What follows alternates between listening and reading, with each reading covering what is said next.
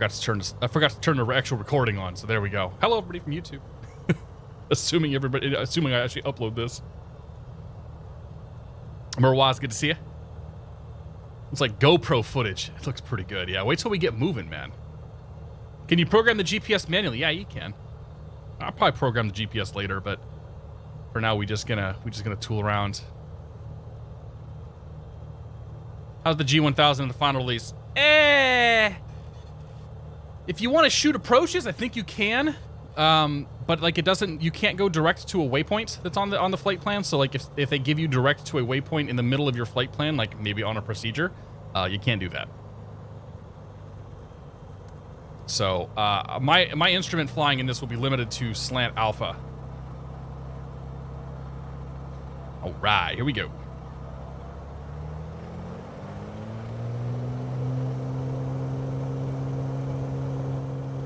I feel like they're using the same sounds in this that they use in the Cirrus. But I think it actually might have the same engine. Nightbird, thanks for gifting the 5 subs, man. You guys got a sub from Nightbird. Nightbird, make sure you say thank you. I really do appreciate it, man.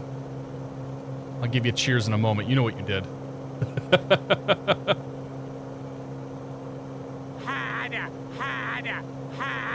So the real world weather is broken right now. We're using fake scattered cloud weather. That looks pretty good. Because yeah, this whole area has got a marginal layer at like 1,500 feet, which would have been cool to fly in. Also a little bumpy right now too.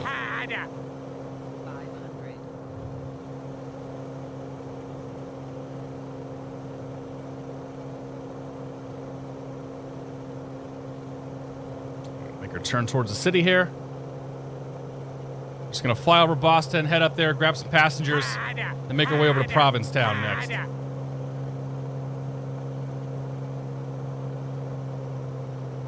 1,000 feet. Just pull the power back, cruise along this altitude's fine. It's bumpy out here. Which is the thing that would happen if you got the big puffy cumulus cloud, so that does make sense. Gets bumpy until you get above the cloud layer. All right, let's bring the prop back just a touch there.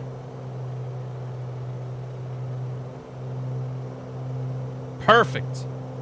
Looking for 1,000 feet, not 900 feet. Was that K-Bed? No, that was OWD, Norwood. Nightbird, thank you again for gifting the subs, man. Cheers, buddy. Appreciate that. This is the release version of the sim, yes? Does the sim have a beginner mode? Yeah, so there's assists. So if you want to think of it like Forza Motorsports or Forza Horizon, there are assists that will make it easier to fly, easier to get around. You can put, you know, waypoints up on the map and whatnot. So yes, I will say that there is, maybe an easy mode is the wrong word to use, but there are assists and there are things that will make it easier for somebody with no experience to fly. And you can also use an Xbox controller to fly too if you want. It's a little bit more difficult, but you could do that. You can tune it up a little bit too, I think. I prefer to use my flight stick, obviously, but yeah. M. Taos, RJ, good to see you guys. Serby, what's going on, man? I was watching Squirrel after the host today was flying Snoring No Way. Made me happy in the pants. Yeah, I threw Paul on for a little bit there before I had to run downstairs, address the growing child issue. Yeah, the snow looked pretty good. The trees are so good, man. Like they've gotten so much better. At release, maybe the trees were a little on the iffy side here and there, but like this is what it feels like to fly over this part of the world. Like that just I mentioned this last night. There's moments in this sim where I look out and I'm like, I can't believe this is a sim. And flying around my hometown and my home area elicits those moments quite frequently. I think the weather looks fantastic, honestly, that sim flyer. Happy Saturday, by the way. I'm super happy with the way the clouds look. I'm happy with the way that you fade in and fade out of them when you actually fly through them. For the second leg, we'll probably go up high enough to go through some of the clouds. Try to get up in the layer a bit, and you guys can see what they look like up close. But yeah, I think the weather depiction. I think the weather depiction is probably the star of the show in the sim. Like the world building The mapping and all that stuff is really cool. But as an aviator, the weather depiction and the appearance of the weather is the thing that really gets me excited. I guess we can go faster. Put it on snow layer, mess with the precipitation and temp settings to make ground layer slightly icy. Oh, that's a good idea. Maybe when we come back from Montpelier, we'll do that. We'll fly up there, because we're flying up to Montpelier, Vermont, after we do the Provincetown hop here. So we go to Montpelier, and then we'll turn on the snow, make it icy, come back in those conditions. I like that idea, Paul. Thank you. What can you do with FS Economy? FS Economy is, think of it as a mission generator. It is a very GA-focused thing. It's free. You rent airplanes, you pick up passengers, you run jobs. So I'm running an empty airplane to Boston right now to pick up passengers that we're then going to take over to Provincetown, drop them off, pick up some more passengers, and come back to Boston, and then do the second hop after, do the next set of hops after that. So FS Economy, and there's a whole economy side, obviously, around it. You're earning money. You can buy airplanes. You can buy FBOs. You can do all sorts of stuff like that. And it's just a giant mission generator. I had not used it for some time because I kind of got bored with a lot of the planes. But now, and also, like, you know, having real scenery and all that is going to make it so, like, I really want to go do this. Because we can go fly into real airports and things of that nature. Yeah, the Cessna 208's a beast in FS Economy, too.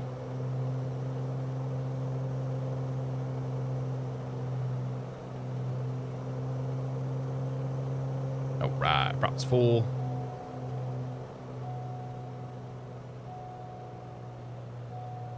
I know the gear's up. It's fine.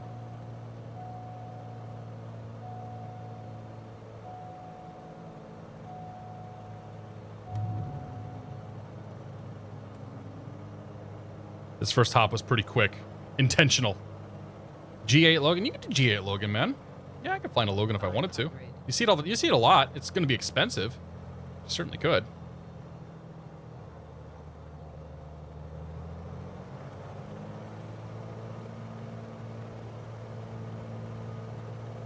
Didn't even check to see the windsock. Not even sure where the windsock's at. This runway is so long, though, I'm not really concerned.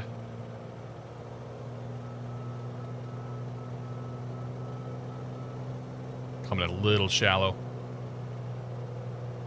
RJ, I'm doing pretty well, buddy. How are you tonight?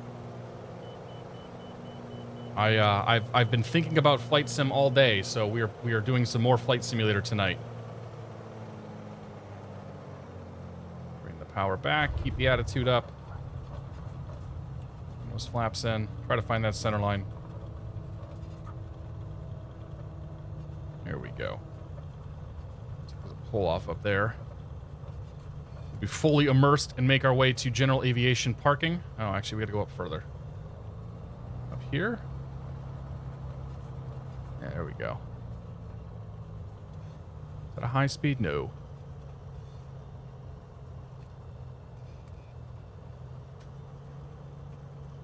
All right, we'll head over to GA parking. Oops. A little aggressive on the lean.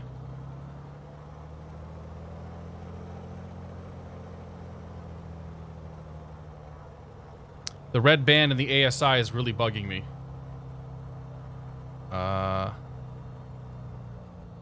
You mean the barber pole?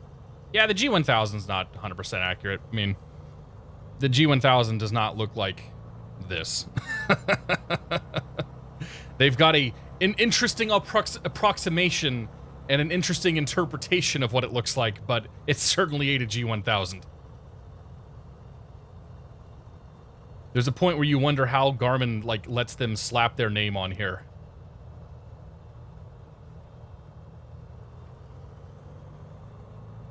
Alright, GA Park in Boston's over here. Should have just landed on 3-3 right, but hey, whatever. All the the runways here are pretty crazy. Still can't believe they're rendering all the glass screens using HTML5, right? I mean, there was an add-on for X-Plane that supported doing something like that, Nightbird. I don't know how it worked or whether it was any good, but it was definitely there. Ian, thanks for 44 months, man. The master number 44 carries the significance of vibration 4 and 8 with amplification is known as the master healer and is very rare in numerology. There you have it. Thank you, Ian. Cheers. I much prefer flying the steam gauge planes, but I wanted to get some hops in FS economy and actually be able to haul some passengers. So the Bonanza here seemed like a good bet. Make a little cash and maybe buy one of these things to have up here. Why are the runways so long? My guess on the runway length is because of braking action in the wintertime, because Boston is known to be snowy and icy. So if you had short runways, airplanes would have a difficult time actually being able to get down and get stopped. There are also large international flights and planes that fly in and out of here. I mean, up until recently, there were A380s and 747s that were regularly flying in, along with obviously 777s and A350s and whatever else. So, but my guess on runway length has to do with, or would have to do with braking action, because you in situations where you had icing and whatnot, like if you had to land either with reduced flaps or with icing conditions with poor braking action, like you need a longer runway. Long runways also help with traffic as well. That's a good point too. Yeah. NATO Say, good to see you. Wild Man, good to see you.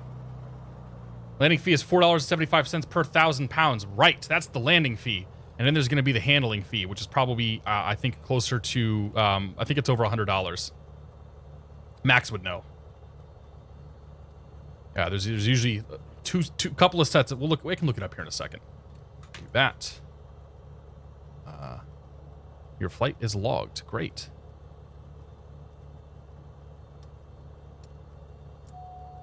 Alternator. Boom, boom, boom.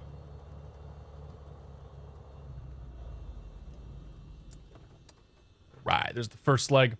Boston landing fees. Let's see here. Rampfee.me. K-Boss.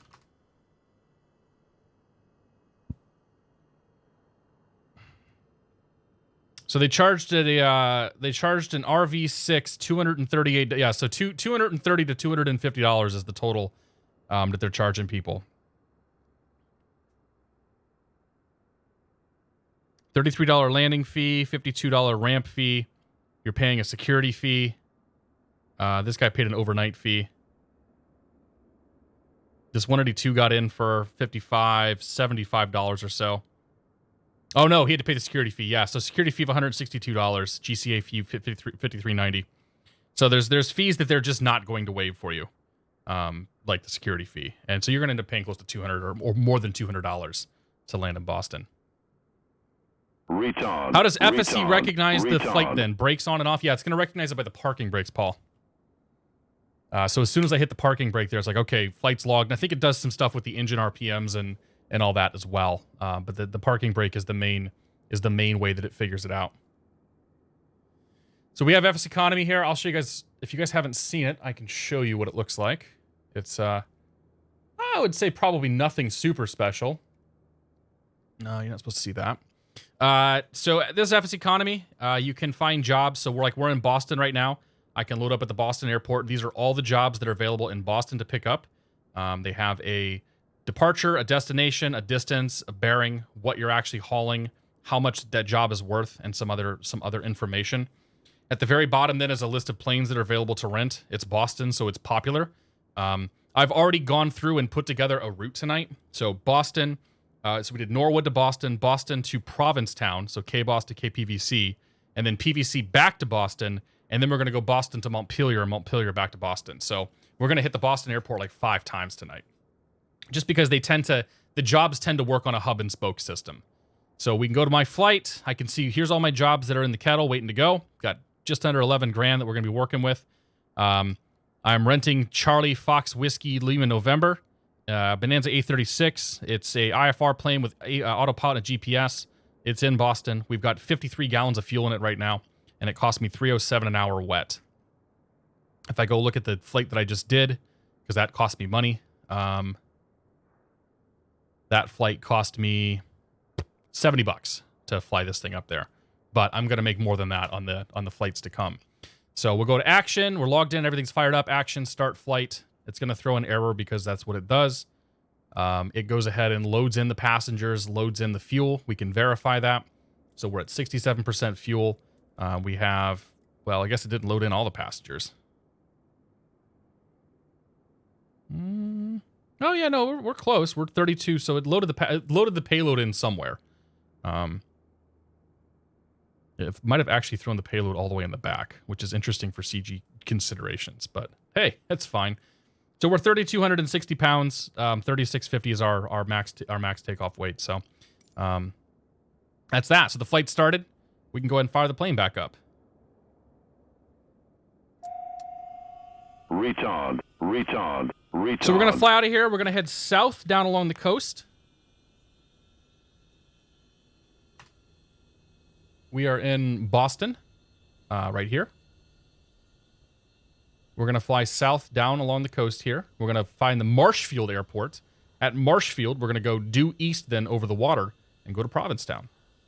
I could fly direct to Provincetown as well, but it's more fun to see some scenery. So we're going to go south along the coast. We're going to find the Marshfield Airport, and then we're going to bang out due east, head over the water, and go to Provincetown. I'd like to get some altitude for this leg, but I don't think I'm going to be able to get a ton just because the scattered layer we've got here. We'll stay VFR. We'll do an IFR in the clouds thing going up to Montpelier for the next set of legs. So that's flight plan. Battery 1, battery 2's on. Avionics master, alternators are both off. Fuel pump we can go to low. Props full. Mixture's full. We want the beacon and the nav light on for the time being. We're gonna yell clear prop. Clear prop. Parking brake is already set, which it is. And then I left the mags on. Whoops. Bring her up, make sure she fires up. Oil temperature, oil pressure's coming up. Everything else looks like it's in the green. I'm going to switch over to the right tank for this leg here. Boom. So we're a little bit low on the left side, or the one side there. We can go ahead and turn off the fuel pump, bring on both of the alternators, turn on the avionics master switch. Let's go taxi lights on. Everything else can stay off for the time being. That comes up, that comes up. Let's go one notch of flaps here. There we go. Hit them parking brakes. Turn them parking brakes off. Let's go flying. Is the app updated for Microsoft Flight Sim 2020? It's the same app. So Flight Sim, the Flight Simulator is using SimConnect, which is the API that Flight Sim has been using for ever, like for a very long time. So like most things that work in FSX or prepared should work in 2020 with maybe a little bit of tweaking to do. I know that Pilot Edge and VATSIM are using the same clients, but they've had to make a couple modifications. I can't really talk about more than that, but I know that there's more or less the same client, and things of that nature. So yeah, the FS Economy works out of the box, man. Like there's a configuration stuff, and there's a couple things you got to do, but there's nothing to it for the most part. Diluted Salt, thank you for... Oh, hey, welcome for the first month. Welcome to Beer of the Month Club, Diluted Salt. Cheers. November Papa's here for 22 months. I missed your sub earlier. I'm sorry. Cheers to you as well. Finally, Beer 30. Now we're talking. Here for 8 months. Thank you very much, Beer 30. Cheers to you guys. RDUATC, good to see you. I have this on... Microsoft gave me this copy on Steam. I know the European guys are all using... I think they're all using the Windows Store. And most of the Americans and I guess the non-Brits ended up on the Steam edition. Boy, that nose is cranking it, man. I'm not sure we're within the boundaries of CG here, but hey, whatever. On the runway, let's go landing lights on. Strobe lights on, everything else is good. Lights are set. Camera, we're not going to worry about. Action 1. There's no... Yep. Flaps are good. Yep. All right, let's go flying. Wait. Oh, we got cowl flaps. Well, let's turn the cowl flaps on then for the climb here. All right, let's go flying. Cowl flaps are for cooling the engine.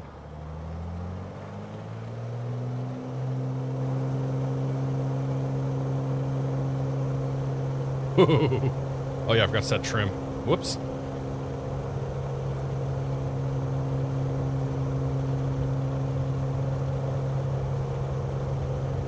Airspeed's alive. TSP's in the green. There's rotation.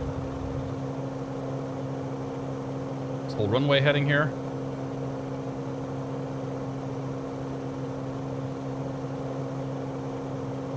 Pilot right, you're up.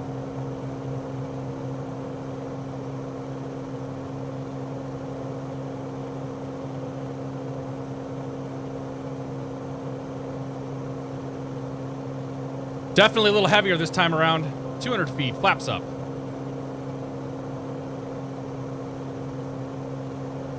Yep, flaps are up.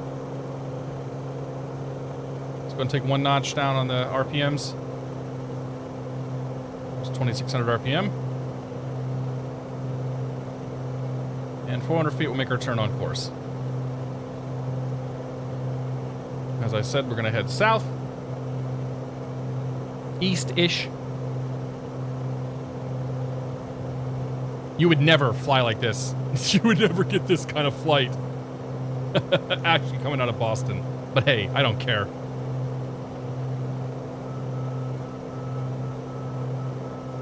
So what I want to do is make my way over there eventually, but I'm going to stay a little closer to city here. Let's get the nose down, get a little cruise climb going. Faster we go, the lower we can get the nose, better visibility we have. All that good stuff.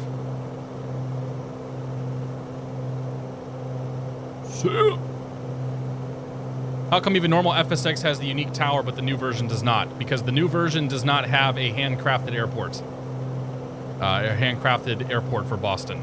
So there are no custom models in the Boston airport.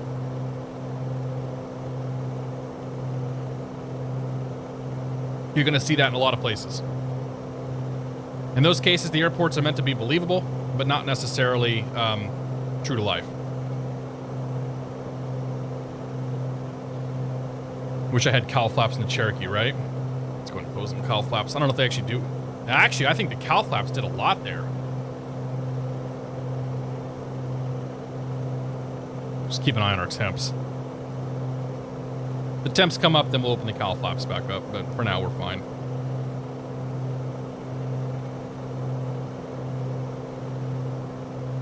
Let's go to... Let's see if we can get to 2,500. I don't think we're going to get to 2,500 feet, though. I think even 2,000 might be pushing it. I might be able to pick my way around or through some of these clouds and get above them.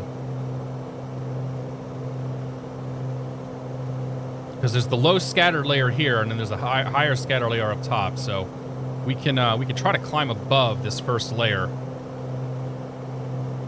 See what happens. Actually, I'm gonna stay 2,000 feet because I want to be able to find Marshfield Airport.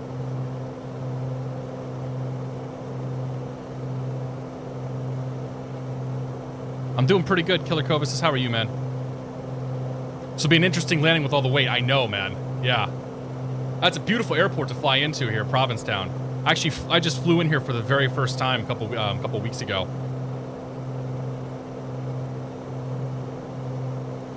Yeah, I'm gonna have to remember coming in. Like, the plane's gonna really want to drag that tail in. So probably hold a little bit more speed on final than I normally would. It's enough runway that I'm not worried about an overrun or anything of that nature.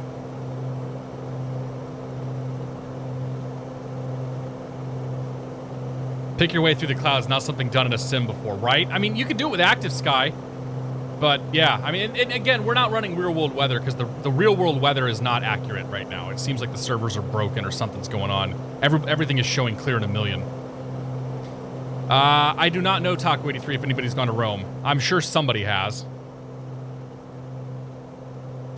Data, it's good to see you, man. Can't wait to finally fly around my local area and land at all the airports and see the cool scenery. Yep. Yeah, this is why I want to get an FS Economy plane out here in New England, because I really want to just go fly where I'm familiar, just because it's fun. Mark, good to see you. Mortality, welcome aboard. Haven't seen you for a while, man. How you doing? Maybus, I love the sim, dude. I'm having a ton of fun with 2020. I really am.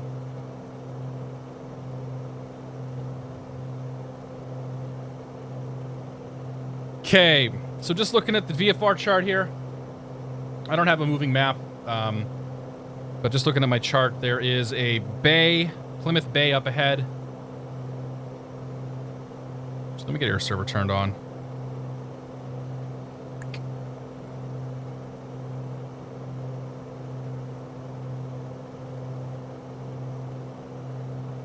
Air server. Wherefore? There it is.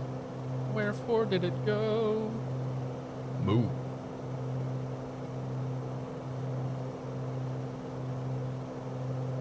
All right. So we're right about here. And we are going to head down to the Marshfield Airport. We're going to identify the Marshfield Airport by this bay right here. Okay. And then once we get to that airport, we're going to basically head due east and make our way to Cape Cod, the tip of Cape Cod. So we're looking for this bay and an airport right before it, which I think is going to be pretty much right here. Maybe a little bit further. It shouldn't take us too long to find it, though. There's a river here. That river up ahead of us right there, that's going to be that spot there. So yeah, we're not too far away from our turn. We may start seeing the Cape, or the tip of the Cape pop in over here as well. But I'm not sure about that just yet.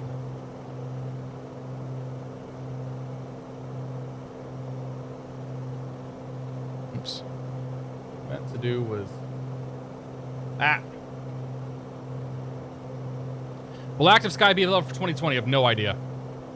I'm not sure why you'd want to use Active Sky personally, but I don't know. About how long to the traverse the Cape? Not very long. In this plane, it'll probably... once we make our turn overseas, or over the sea, we're going to be out over the ocean for 25 miles. And that part of the trek will probably take us 5 to 10 minutes. Like, all said and done, we're probably no more than 10 or 15 minutes from landing. This is the quick jaunt. If I were doing this in the real world, I would not be VFR right now. I would definitely be IFR and getting up over the clouds, because I want to have as much altitude as possible making this crossing here. Because that water's real cold if you got to go down in it. Okay, there's the bay. So we should see an airport up here somewhere soon. Airport's right on the waterfront. Should be right there. That's my guess. Should maybe right around here. It's the first time I've been trying to spot airports like VFR in the sim.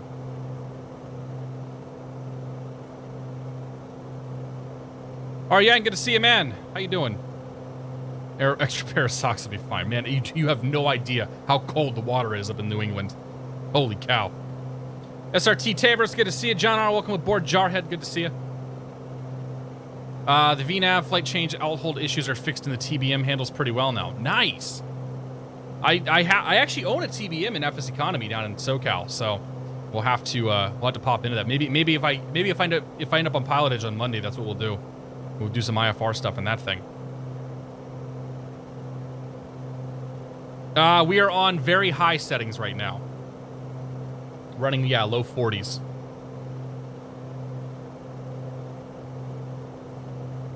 The ultra preset, I think I could probably do the ultra preset without any issues.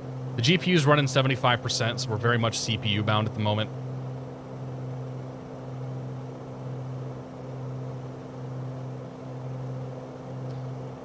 Okay, there should be an airport here somewhere. That looks like an airport to me. That's Marshfield, so that's what I want to do. I want to fly that, and we're going to fly out of here. 106 is going to be our heading coming out of here.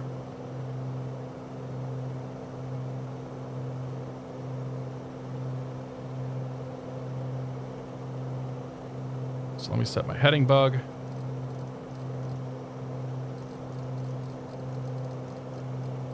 .106 on the heading bug.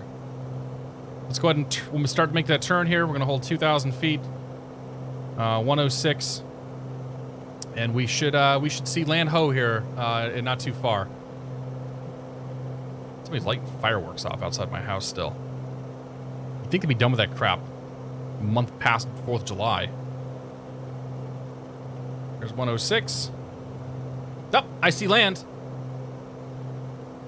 Very, very, very faint. Well, you can also see lead-in lights, too. But there's the tip of the Cape Cod. So we'll just make our way towards that. Where are you flying? We're flying down to the Boston area. We left the Boston airport. We're heading down to heading over to Provincetown now. BOS to PVC.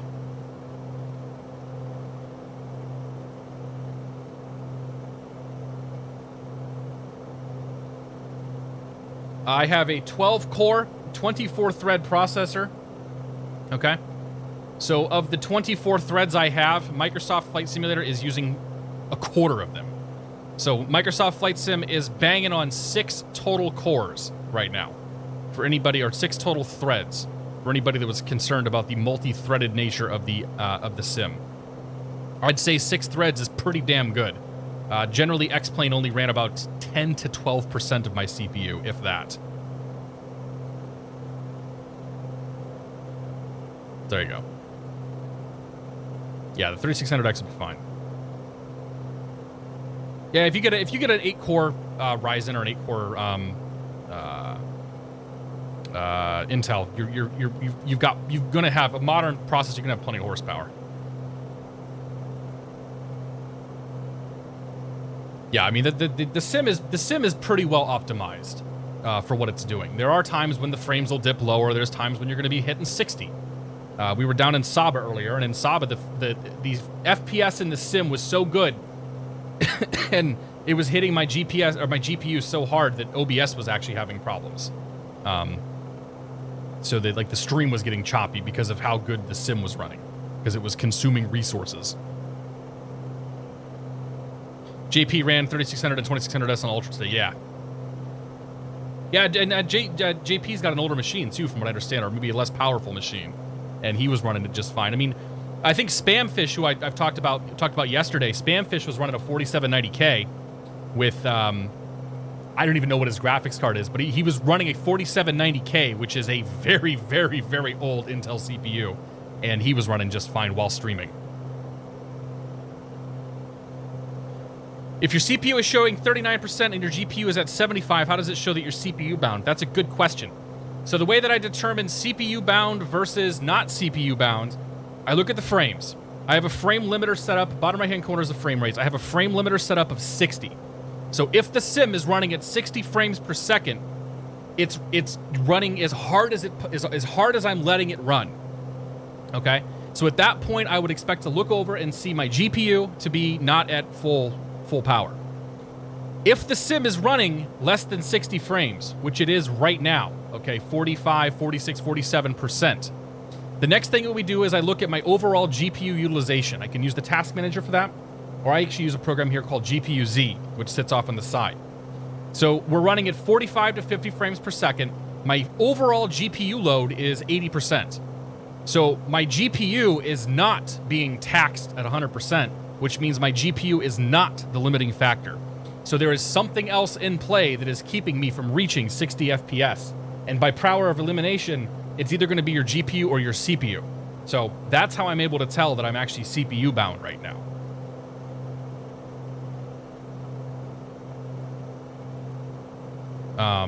So yeah, my GPU running at 80%. This is about what I've seen most of the time. 40 to 50 frames. GPU's running 70 to 85%. And the CPU's running 25% all said and done. That has been my best experience. RAM utilization, good question as well. RAM actually isn't as big of a problem as I thought it would be. Flight Sim's using 5.5 gigabytes of RAM, which is, that's nothing. X-Plane was using 10 or 12 gigabytes in some places. My overall RAM utilization, I've still got 12.5 gigabytes free of my system RAM. So there's really no big deal there at all. My CPU overall, I'm running a 1080p 60 stream. I am running the sim, and my overall CPU utilization on 24 threads is 40%, 30 to 40%. So, I have a good amount of overhead still to do more stuff on this machine.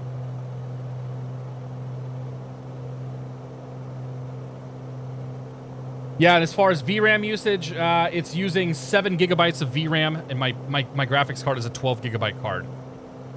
So remind me when we get back to Boston, I'll check VRAM usage back there and see if it's any higher.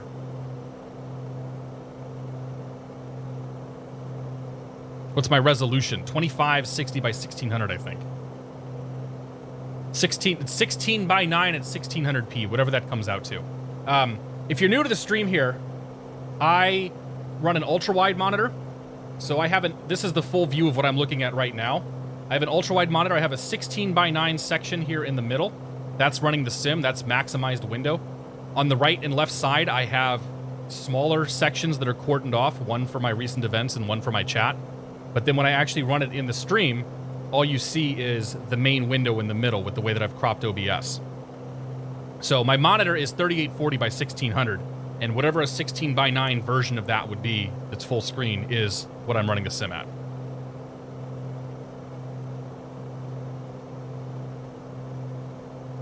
Class avionics code HTML5 rendering is a bottleneck. I think no CPU threads max out for me. That makes sense, Paul. Yeah, it definitely seems like the glass cockpits combined with then adding clouds and sort of atmospheric effects and things like that seem to be where the issue is at. Yeah, I'm probably halfway to 4K, put it that way. Like I'm somewhere, it's more than 1440p, but it's less than a 4K monitor, because a 4K monitor I think is just over 2,000 on the y-axis. It's like 3840 by 2056 or something. I don't really know. Do you use fancy zones? It would be useful if you don't have it. I use a program called Display Fusion.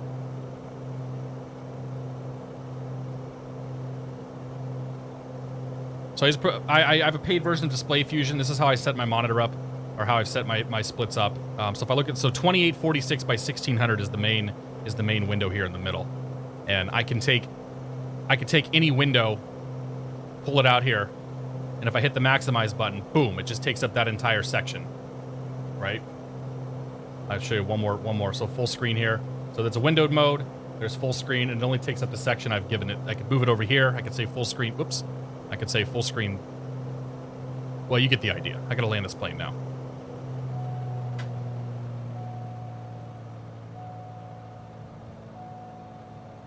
Let's just do right traffic. I spent too much time talking, and I'm too low. Oh boy.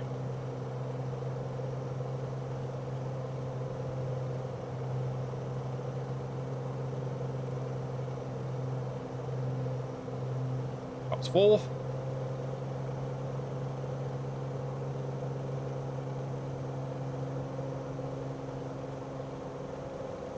Is that a runway or a taxiway? Yes. The answer is yes.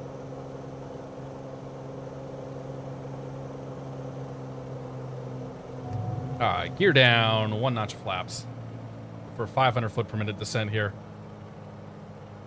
Leave that speed back. We're a little tight on the airport right now, so it's going to be a curved base to final. My specialty.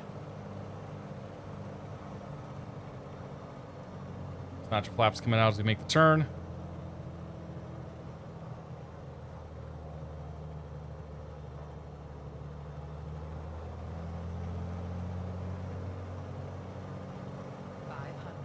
Five hundred's checked.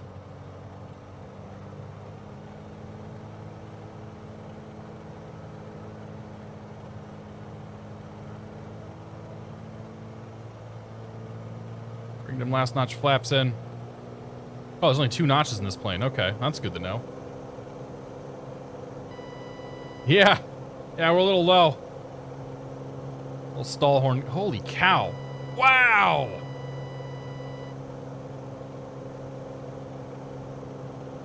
Okay, we are heavy.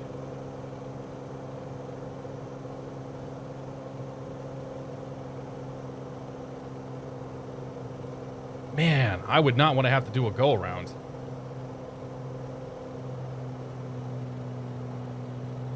I was full throttle coming around that turn.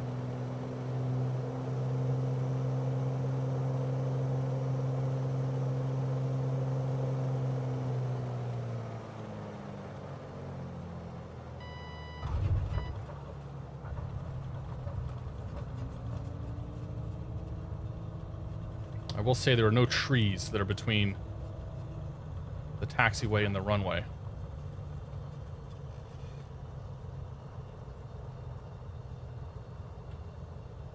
There's like a dune or something that was there, but not trees.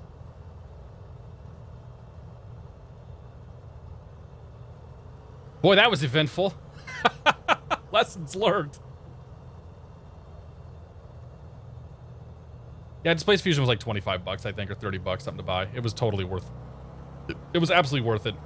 It enabled me to be able to stream and use a multi-monitor setup. Or a stream with my ultra-wide here. In a way that I was happy with. Alright, bring the mixture back a bit. Strobe lights can come off. Landing lights can come off. We'll make our way over to the FBO. Why is the beacon on? Because it's getting late, I think. Yeah, the same reason the landing lights are on. I think it's late enough in the day here that it just decided to kick them on. I don't think is the beacon actually on, though? I don't think it is. I don't see it doing beacon things. Is that where they wanted me to park?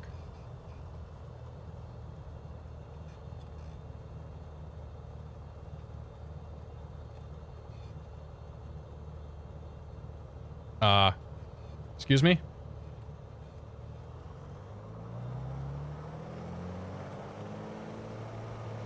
Okay, that wasn't supposed to happen.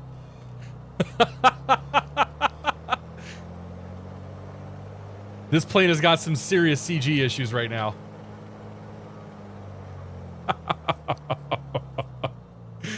Alright, let's pull the parking brake out. Your flight has been logged. Results can be found, yada, yada, yada. Taxi lights can come off. Nav and beacon lights can come off. We'll take the avionics master off. Alt-2, Alt-1. Engine comes off. Mags off. Battery 2, battery 1 off. Welcome to P-Town.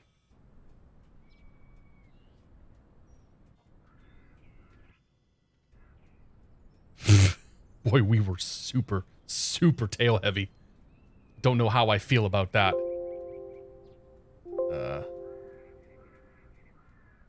Yep, error. Okay, that's gone.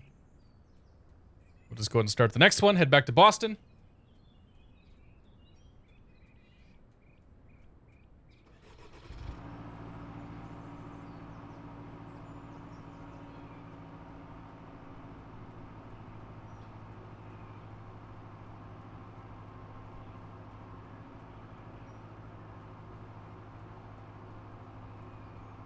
I thought I heard my daughter. I think it was a seagull or something. J10 Games, how you doing, man? Good to see you, Justin. Alright. We are loaded up. Just realized that I carried somebody from Boston I didn't want to carry from Boston. That's too bad. Whatever. It's cool. Okay. Let's jump back in the cockpit. We're going to make the quick turn here. Do the exact opposite on this flight. First of all, battery 1, battery 2. Let's go on the left tank now. And pump to low. Nav, beacon. Clear prop.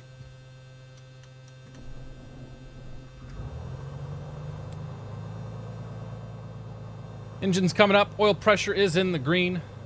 Alt-1, Alt-2. Avionics master comes on. Boost pump can go off now. Taxi light on. We'll just do taxi landing strobe. So why not? We'll be that guy on the ramp. I'm in a Bonanza, right? Where's my trim at?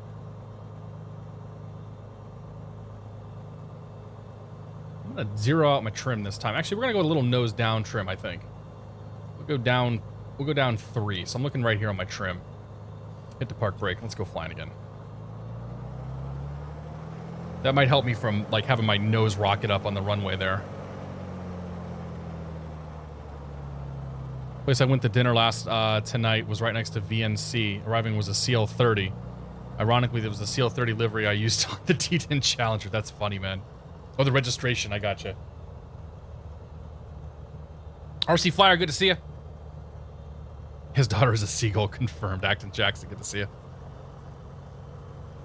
Did you guys hear the squawk, though, from the seagull? Like, I didn't have my... I had my monitor over here on my left, not in front of me.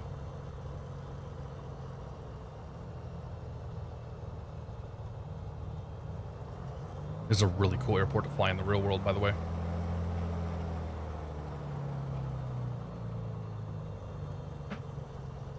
I need to find a way to secure these pedals a little better, too. Yeah, we just yeet the luggage, just throw it out the side. Come on, guys. We're charter operation, man. We got place to be, things to see. Okay, we're going to head east out of here now. Or west, I should say. Back to Marshfield. And then make our way up to Boston. And then we're going to do the fun flight up to Montpelier.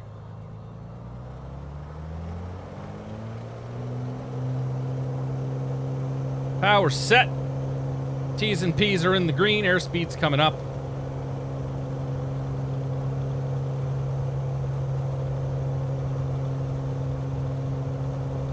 That's going to be our rotation speed. Eventually we'll get off the ground here. Positive rate gear.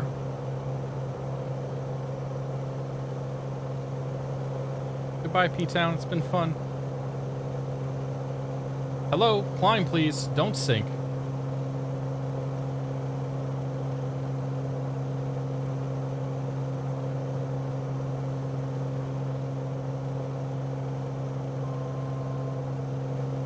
Ooh, hey, not quite that aggressive. All right, let's get the flaps in.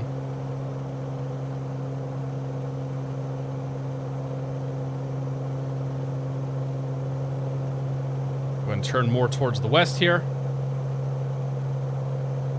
I'm just gonna take my heading bug and put it right in the back, because that should be the heading we need to follow to get back to Marshfield Airport. There we go. And up we go. For the next adventure. I'll do a VOR to VOR plan for the next flight. We'll fly it under instruments. I think that'll be fun. All right, Titan FX, good to see you. Could you show how FS Economy works with Microsoft Flight Simulator? Didn't know they're compatible yet. Yep, you open up Flight Sim Economy, you hit Start Flight. You have to, in the config, you have to set the simulator to use remote computer at localhost and port 500. Other than that, it just works. Yeah, one of the FS Economy developers, I think, was on the alpha team, or probably had an SDK more than likely, and was working to get planes mapped and bugs fixed and things of that nature. So yeah, it just works. I'm using a joystick. I use a Thrustmaster Warthog joystick, or HOTAS, I should say, which is throttle and stick.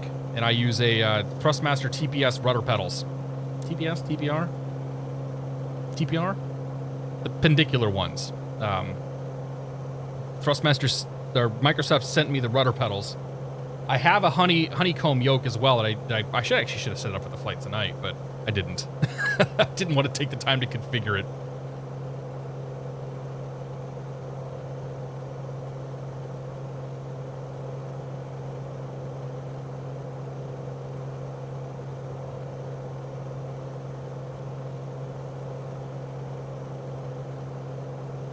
Dropinator has a degree from the University of Reddit. I see. And is that an accredited university? All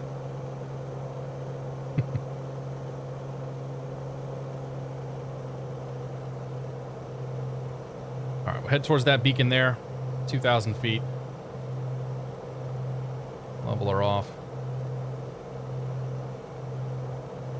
Be happy with that. Yeah, I wouldn't use a SciTech yoke. I have used those. Actually, there is still one sitting behind me. I got to figure out what to do with them, or do with it.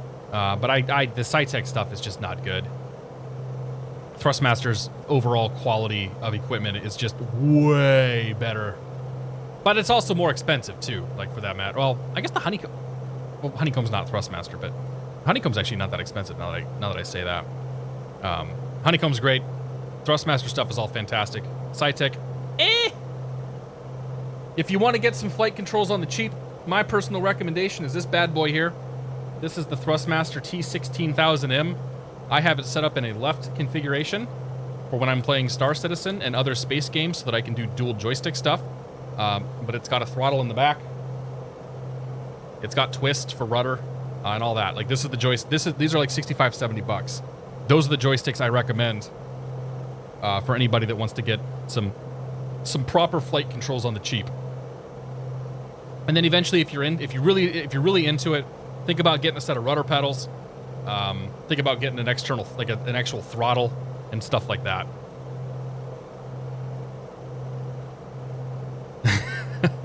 If you want to donate the SciTech to SimWing support, I don't know what that is. Captain Geo, it's good to see you, man. Now I'm gonna probably do a giveaway of the SciTech at some point, probably in a week or two once the dust is starting to settle on the sim. Rogue Army says I have a Logitech 3D Pro. Those work too. Yeah, a little on the old. Those are that tech's a little on the older side. I had a Logitech 3D Pro back in the early 2000s for Battlefield 1942. I had a joystick set up and mapped to fly the airplanes around in that. Yes, Ian, you got to get a second T-16,000. It is so much fun to fly in Star Citizen with dual joysticks, man. Like, I'm actually myself considering another T-16,000 to use on the right side, just so I have matching joysticks for Star Citizen.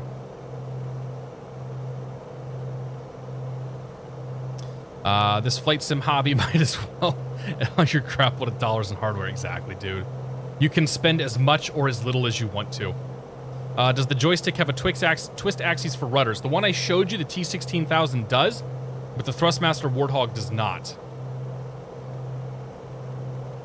The Thrustmaster Warthog does not have a twist, so you have to have a set of rudder pedals. I mean, you can use the auto rudder too, which works in Flight Simulator. Strike Eagle, good to see you. John Fly, how you doing, man? Haven't seen you around, buddy.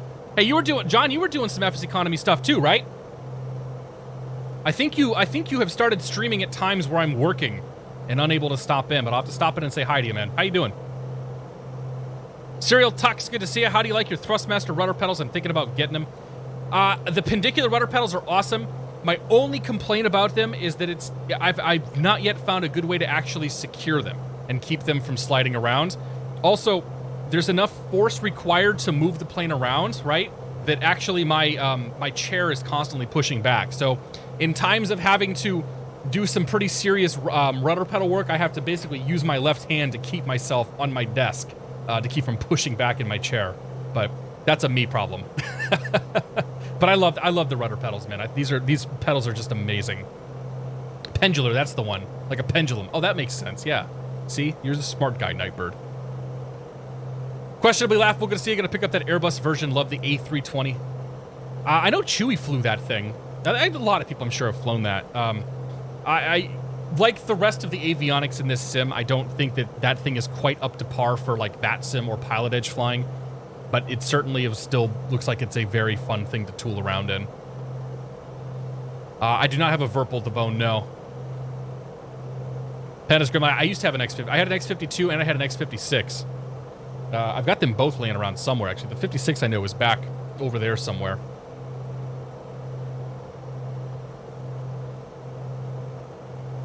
Thicker carpet. I don't have... It's all hardwood, dude. What I probably should do at some point is get rid of the rolly wheels on my chair and, like, actually get some pegs just so it sits in one place. Twitch chat, help me with the 500 port. Super happy to see an FS Economy. Miss you, bro. Nice to be here. New chapter in the sim world with your multiplayer and Squirrel Company was enjoyable. Glad you enjoyed, man. Dude, this sim it's huge, dude. Like everything about this sim is, I think, gonna just completely upend our little hobby, man. So I'm super tickled to be able to do this right now, share it, and just kind of have a good time with it. Because I want to get as many people involved in the sim world as we can, and the more people that we can get that then become interested in actual aviation, like actually flying planes, the better too. Because that's the end goal. That's what I want to see. I want to see more people flying airplanes. Evil Turb, gonna see it replaced with locking wheels. Is probably what I should do. Yeah. 3D print some wheel chocks for my desk chair. The chocks are a good idea, Ian. That's a really good idea. Oh, man. Dogo, good to see you, buddy. Encourage enable... Captain Geo, can you send me an email, man? Like, I legitimately, if I wasn't sure if you were kidding or not, but shoot me an email. My address is down below. It's host@simtosky.com. Why Sim to Sky? We'll talk about that in the future. But shoot me an email with the information, and we can... I might be able to do that then. Because I'm probably not going to use these things. Jerb Derb, good to see you. Or Jerb RB. Jerb RB or Jerb Derb. Jerb Derb. Just picked up the premium edition. I work for Boeing, so flying the 787-10 is a dream. Well, that'll be it. You come back and report to us in a week and let us know what you think of the 787. I haven't flown... The only jet that I've flown in this sim was the Citation last night. I haven't flown the Airbus. I haven't flown either of the Boeings. Actually have the first PC sitting at my house now. I'll be ready to ship to Jamaica very first winter when we get to Laminar donated free copy of X-Plane. Nice, dude. McDandy, good to see you. You can get some little pucks to put your wheels into. People use to stop armchairs. Oh, that's a good idea too. I'll do some research. Well, so I have a mat. Like, I have a mat, like a plastic mat that my chair sits on to keep from destroying my floor. I'll probably get PMDG stuff. Yeah, Jetstream. Have you got Track IR? I do. I just choose not to use it. Track IR is cool, but I find it to be very distracting. I've gotten so used to my control scheme. So when I'm sitting here in the cockpit, I can just hit this button to go right or left, this button to go right, and this button always recenters my view. I can go up, I can go down if I need to. So if we wanted to do some, do some training on the instrument side of things, we can just come down, look at the panel. If I need to see where I'm going, I can look up. But I always have a button that brings me back to this default position. So no matter where I'm looking, you'll see me, boop, there we go. So I've just, over the years, I've gotten used to this particular control scheme, and it's worked very well for me. So like Track IR is just not a thing that I use all that often. I use it in DCS, that's for sure. And I use it in some, like, I think I used it at one point in Elite Dangerous, but it mostly just sits there and collects dust. Black Diamond, good to see you. Ask Lapios, good to see you. And just out of curiosity, do you right-click and look around, or can I map it to be right-click? Yes. So right-click is click and hold like you do in X-Plane. You can middle-click and it'll lock it. So if you middle-click the mouse button, it'll actually lock that. It'll lock that look mode, and you can tap right-click or hit middle-click to lock it or unlock it. But they do have the right-click and look, zoom in with your mouse wheel, just like you kind of had in X-Plane. The camera system is much improved from the early days of the alpha, I will say that. The camera system was without question my single biggest complaint in this sim when it came out, or when the alpha came out, I should say. I keep hitting numpad in Microsoft Flight Sim. Yeah, right. Well, so John, I went back and forth on when I was looking at camera stuff a few weeks back and really like ready to dive into the sim. I initially tried to conform the sim to be what I see in X-Plane, or to be what I'm used to in X-Plane. And I decided that it actually, like, for my own sanity and just for general, like, talking to people and doing stuff, I decided it would be better that if it would be better for me to just conform to what Microsoft is trying to get me to do and just be done with it. So, I have like I have a Razer Tartarus thing here, and so on that I have some quick keybinds and whatnot, so I can hit that button, go outside, go back inside. I can hit this button, go to the drone. Oops. Well, if the drone camera sometimes doesn't work, so I can hit a button, go to the drone camera when it actually decides to work. Ooh, that's not it. And also get frustrated because it keeps remapping my Xbox controller. And I have some other various, like I have a button over here that, there's a button on my Tartarus that resets the view as well. And so just little things like that. So I've conformed myself to the Microsoft or Asobo way of handling camera stuff. And I still got some tweaking and still some things to figure out, I think. Cathode Ray 2K, thank you very much. Welcome to the Beer of the Month Club. Cheers to you, my friend. And Jerd RB, you got to tell me how to say your name. Thank you very much for your support. Welcome to the Brew of the Month Club. Cheers to both you guys. Thank you. Bad Aviator says, if you flew over Area 51, would you see classified aircraft? I don't know. Load it up in Bing Maps and see what you see. Office chair chocks on Amazon. Holy crap, dude. I love that this is actually a thing. I'm going to save that for later. Thanks, Bill. That's a great idea. Duluth Fly, what's going on, man? Trying to get into the Microsoft way of thinking. It's so crazy. And then the little chase plane is also getting in the way for forging new pathways in the brain because of using the camps at 3 different platforms. Right, John? Yeah. Yeah, because you've been flying. You fly all the sims pretty frequently. Like, I never got into P3D.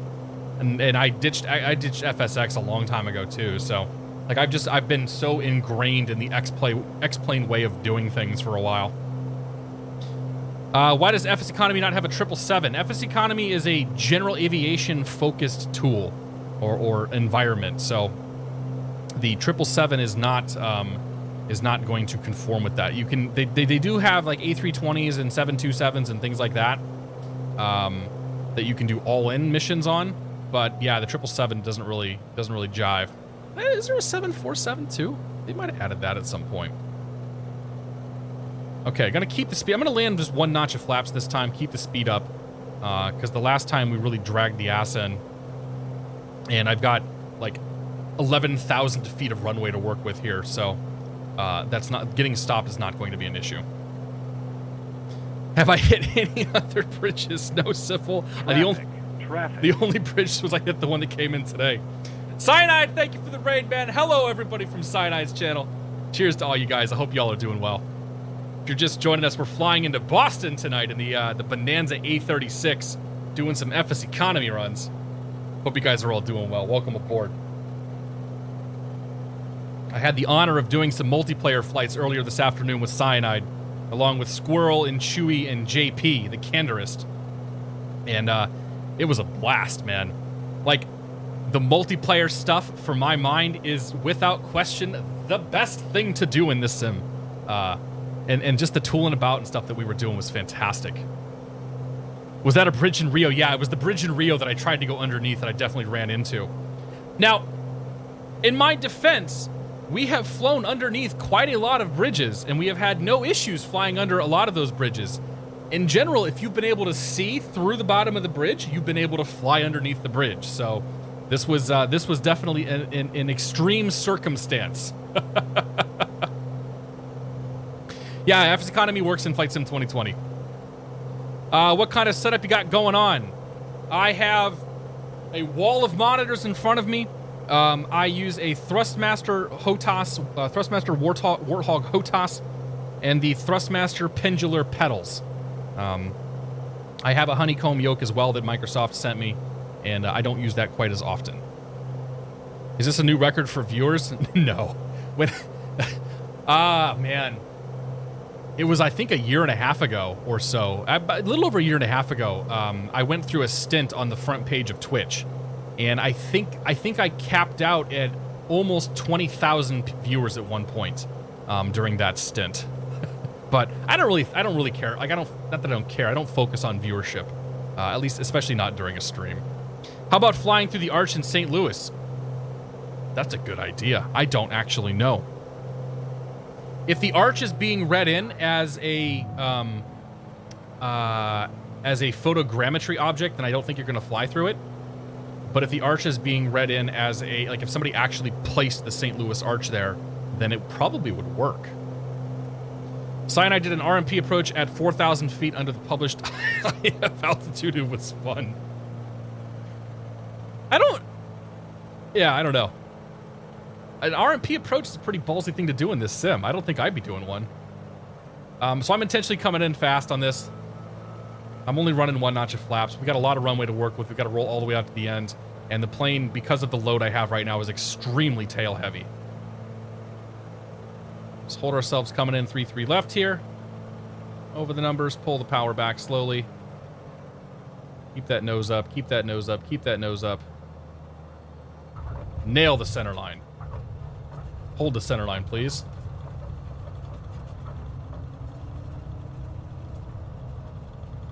And I'm just gonna let her roll all the way down to the end. That's where the general aviation parking is. He called it interesting, yeah. Yeah, I don't think this sim is ready for things like RMP approaches. What aircraft is this? We're in the Bonanza G36.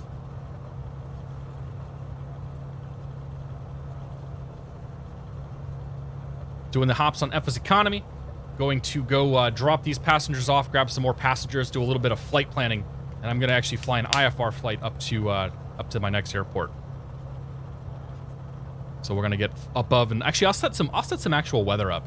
We can fly up there and shoot an approach. And actually no, I want to see the ground.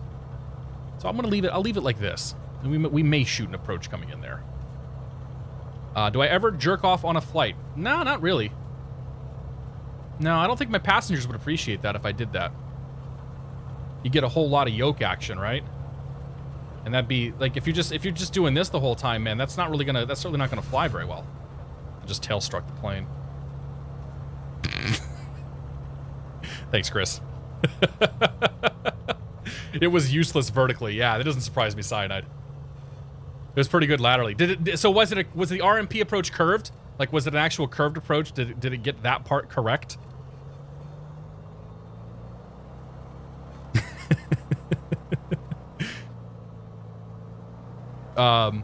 Eventually we're gonna get planes with great avionics and things like that, and I think eventually they're gonna improve the avionics in the default planes too, because they kind of said as much during their developer live stream on Thursday. So I'm a little bit disappointed because from my perspective, like, RMP is not really a priority for me, but there's a couple of changes that they could make with the way the GPS functions that would actually turn it into something we could use for doing IFR flying online. But given the state of the rest of the sim and everything else, like, I'm not really gonna let it ruin my day. The Rock Knight, gonna see any advice for somebody who is picking this up when they're with their first flight sim and wants to get as close to real flight as possible? Good question. My advice would be to keep it simple initially. You know, if you want to test the waters, I mentioned the Thrustmaster T16000M. I'm not sponsored or anything by them. I just like their gear. The T16000M I'd pick up, get a feel for actually using real-ish controls, but start simple. Fly around in the Cessna 172. Fly around in the light sport aircraft. Fly the small stuff. Get a feel for the basics of flying, right? And you know, even go watch some tutorials on real flying online, because the concepts all apply in the sim. Real quick here, let's go. Lights are off. Boop boo. Boop boop boo. Avionics master can come off. Alt 1, Alt 2 can come off. We will pull the mixture back. Hold the parking brake. Bat 1, bat 2. Bring those off. So start simple. Cover the basics, like the basics of flight. You know, things like if I'm flying straight and level and I add power, I either need to push the nose over or add trim, or I'm just going to climb, right? If I pull power, I either need to pull the trim back or remove trim, or trim the nose up, pull the throttle or yoke back, or pull the yoke or the stick back, or else I'm going to go down, right? So like basics like that. Learn that, you know, when I start turning, if I do a steepish turn, if I don't add back pressure, the nose is going to come down. I'm going to start to sink. So like you can focus on a lot of the basics and things like that. You know, do VFR stuff. Try to fly without the nav aids and stuff like that on. Do some dead reckoning flights, and just try to get a feel for how to actually use an airplane. And then over time, work on adding. Okay, I'm going to fly now a more complex plane. You know, I'm going to fly something with a glass cockpit. I'm going to, you know, jump into a jet for fun once in a while. Sure, why not? And sort of things of that nature. Okay, so we're on FS economy. Go to my flight here. We have that guy. He got left behind, so we'll just kill him. So 1, 2, 3 people going to Montpelier. I might have actually left one of them back in. I think there were supposed to be 4 people, but I left one of them in Provincetown. Oops. We'll go ahead and refuel the plane. We're going to stick 55 gallons in here. So New England Flight Support, fill to 55 gallons, refuel that sucker there. That's good to go. Pull my FS economy window, action, start flight. Okay, we get the error, it's fine. We've got our 3 passengers going to Montpelier, and we'll pull 4 flight up now. Let's do some flight planning. So flight plan, clear that, clear that. So we're gonna go KBOS, KBOS, we're going to KMPV. And I'm not gonna trust GPS navigation here. So let's do low. Let's grab the IFR low chart. Look for some VORs we can fly into. Montpelier itself has a VOR, it looks like, so we'll grab, that's going to be our final destination, or our final point here. So insert before, MPV, return. To get there, we want to go to through Lebanon. So let's add the Lebanon VOR. And then we'll add the Manchester VOR, or the Concord VOR, sorry. Concord, as they say it in this part of the country. The Concord VOR there. So that's my three. Those are my three VORs we're going to fly. Once we get up there, we'll look into whether we need to shoot an instrument approach or not to get in there. Flying out of here, we're going to fly to the sort of northwest-ish. We'll climb up to West Bow, and we're going to go to 8,500 feet and go from there. Cool. I do not have ForeFlight connected to the sim yet. There are apps that let me do that, but I don't have that set up at the moment. So I'm using ForeFlight in front of me. I happen to live north of Boston, so that's why it looks like the thing is working, but it doesn't. How accurate are the checklists? Do they include everything? I don't know. I don't use the checklists. I don't really do a lot of checklists. Have you had the plane turning hard left when engaging the autopilot? I haven't seen that yet, John, but I haven't done a lot of autopilot flying. This will be my first real proper IFR flight to do. Bat 1, Bat 2. So we'll see how it does here. Aux puff can come on. We're gonna go beacon light, nav light. Everything else can stay off for the time being. Like an idiot, I left my mags on. Cyril Talks, thank you for your support, man. Welcome to the Beer of the Month Club. Cheers, my friend. Appreciate that. Kernick Terrace, I should say. Happy Saturday. All right. Boost pumps are on. Crack the throttle there. That's full. That's full. And start. Comes on. Look at oil pressure. Oil pressure's in the green. Pull the mixture back just a little bit so we don't gum up the mags. Alt 1, Alt 2, avionics master on. Aux pump can come off. Taxi light comes on. Okay, so first thing we're going to fly to is the Manchester VOR. Manchester VOR is... Oh, I forgot to put the Concord VOR in there, but we're going to put the Manchester one in too. Manchester VOR is 114.4. So we're going to tune in nav 1 here to 114.4. Pop that in there. Manchester is identified. Coming after that, it's going to be the Concord VOR. Concord's 112.9er, so 112.9er for the second VOR. So VORs are radio-based, ground-based navigation. We don't need a GPS for this. It just sort of works. If we push in the course barrel button, it'll give us direct to the VOR.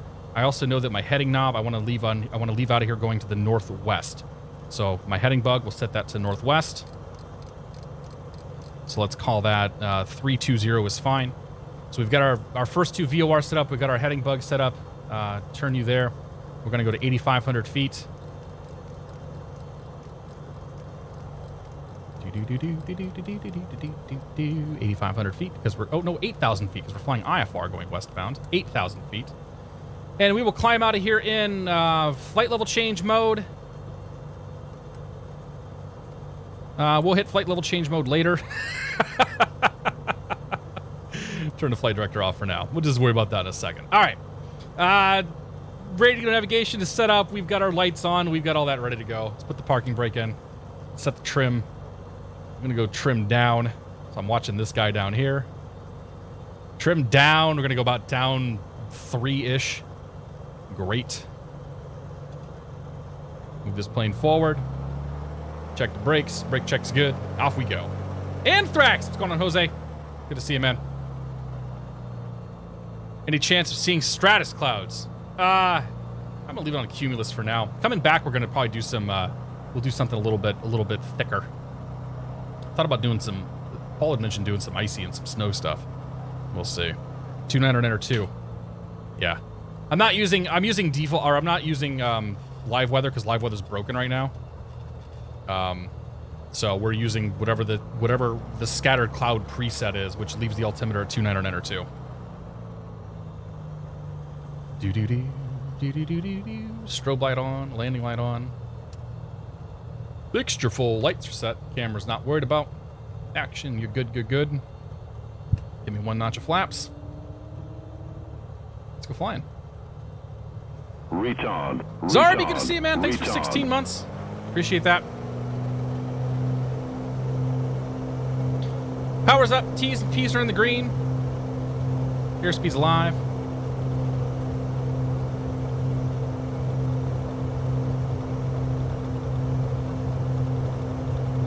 Here's our rotation speed. We're very heavy, so a little bit of work to get off the ground.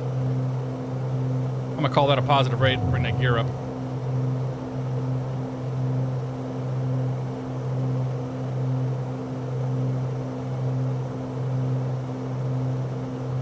Trying to get back on a runway course here.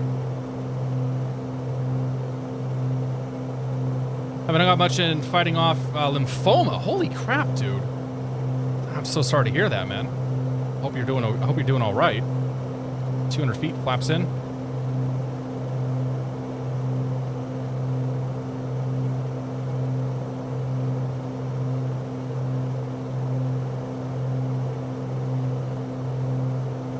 And there's 400 feet. I'm gonna make my left turn now.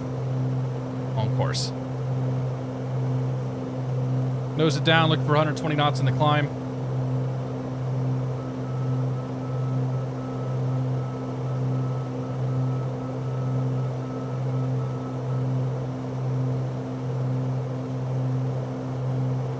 And as we round the corner here, I'm gonna go ahead and pull the props back just a little bit there.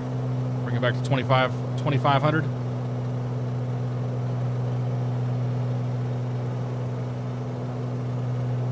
Wrap it around to 320, 8,000 feet.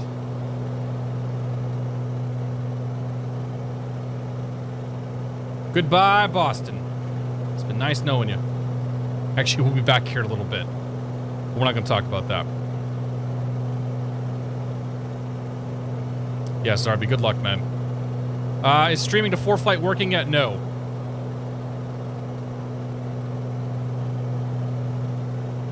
I have not gotten 4-flight positioning to work. I think it's going to require an add-on to do that. All right, there's heading 320, about 120 knots. Let's hold this for a moment. We're gonna give this autopilot a chance to do some work here. Why is it banking so hard to the right? All right, let's go autopilot on. Flight level change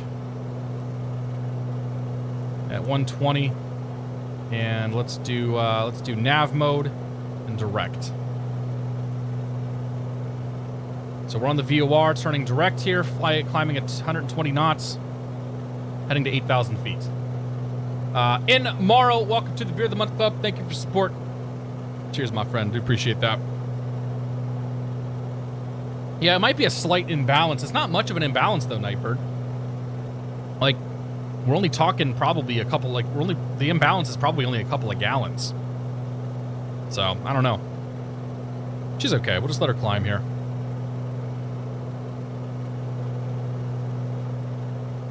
And we'll never grow tired of looking at this view.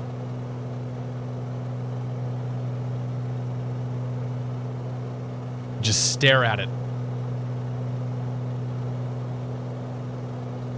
I want to get a distance reading here, so we'll go PFD, DME, get a nice DME. Bearing 1, we're going to have nav 1. Bearing 2, we're going to have on nav 2. Up we go, 30 miles from Manchester. This is the closed beta version or the Steam pre-order. This is the release version on Steam. So if you came in from Cyanide's channel, this is the same version that Cyanide is running. Commander Bigfoot, thank you for support. Welcome to the Beer of the Month Club. Cheers. Appreciate it. I'm almost out of wine, man. It's going to be a problem here. No fire tornado. I want a refund. This sim is crap. I want to see the VNAV. Well, we're not going to get VNAV in this airplane. The VNAV will be my own personal calculation. Actually, well, no, I usually use 4-flights descent to destination, but yeah, we won't be using the VNAV in here because I don't think VNAV really even works. Oops, really even works in the sim right now, from what I've heard. What is FS Economy? FS Economy is a sort of game within a game. It is a mission generator for flight simulators. We're gonna hit our first cloud too. It is a system that it is a massively multiplayer world, if you will. Jobs are produced. You can go fly jobs. You can make virtual fake money. You can buy airplanes, rent airplanes, buy FBOs, fly out of FBOs. Basically, it's a mission generator. It's a reason to go fly from point A to point B. Why is it rocking left and right? Because of the turbulence. The air is a little bouncy right now. For a South African Shiraz. John, thank you so much, man. Cheers. Thank you very much for the donation, buddy. South African Shiraz. Okay. I'll next time I go, I'll try to find one, man. Thank you very much, John. I really appreciate that. I saw that you resubbed too. You didn't hit the button, so thank you as well for that. Cheers, man. I'll try to drop by and say hi. Does anybody know where I can buy rudder pedals? Amazon. Like, you might find them in Best Buy, but Amazon is probably your best bet.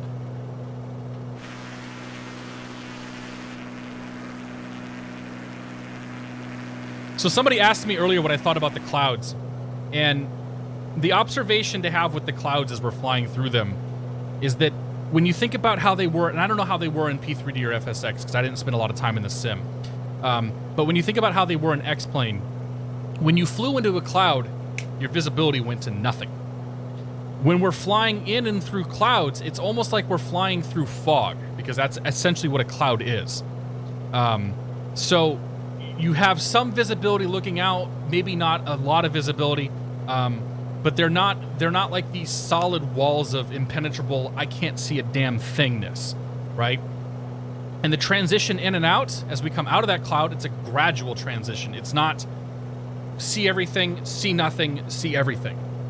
So my impression of the clouds are that the cloud simulation is probably the closest I've seen to the real world yet. Or the closest I've experienced, I should say, to the real world. I am genuinely happy with the way that the sim handles flying into and out of clouds. Where can I buy anything at Amazon? Exactly, man. Does ATC support oceanic clearance delivery? I have no idea. I don't use the default ATC at all, man.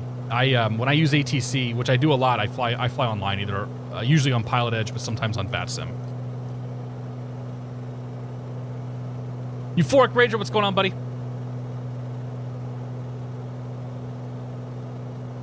Do I actually fly? Yes. Yes, I have my PPL. I have my private pilot's license and my instrument rating. And just over 250 hours in the real world. I've been flying for about 3.5 years now. Can you communicate with airports before takeoffs and landing? There is a default ATC that's built into the sim. It's pretty much the same that was in previous versions of FSX. It's not very good, but it's something. When you fly on an online network like VATSIM or Pilot Edge, you are communicating with clearance delivery and ground and tower and approach and center and all that good stuff. Uncle Dave, good to see you. My Micro Center had only a couple Logitech in stock. A bit pricey, but I bought a set today. Nice, dude. I suspect that flight sim peripherals are about to become a hot commodity, if they aren't already. Flying on Pilot Edge now while we watch this. Yeah, if the Pilot Edge client was working right now, that's where I'd be tonight. But the Pilot Edge client is not working yet, so we discovered some last-minute issues.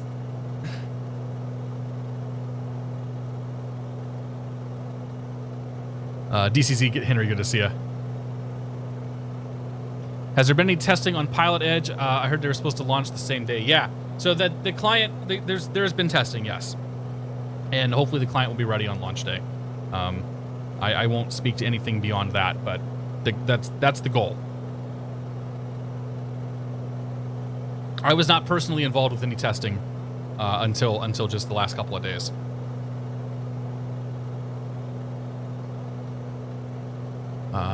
They already have wanted to grab Logitech quadrants. Good luck, yeah. SciTech price is up 275% on eBay, right? Nice slow climb. Hey, man. Oh, yeah, dude. We're not going very fast. What's the outside air temperature? 6 Celsius. There's no icing.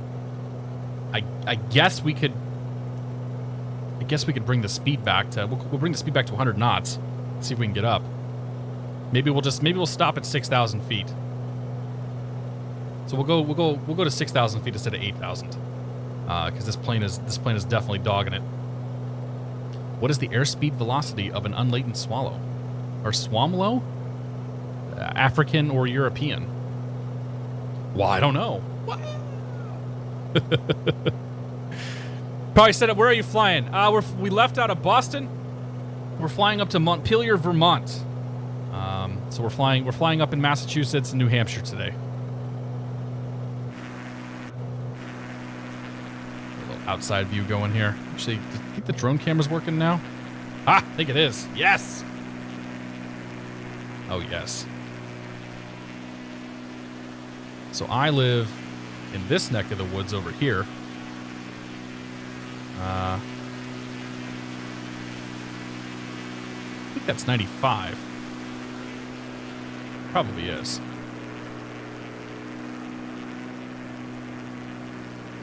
I'm not entirely sure where we're at. We'll figure it out.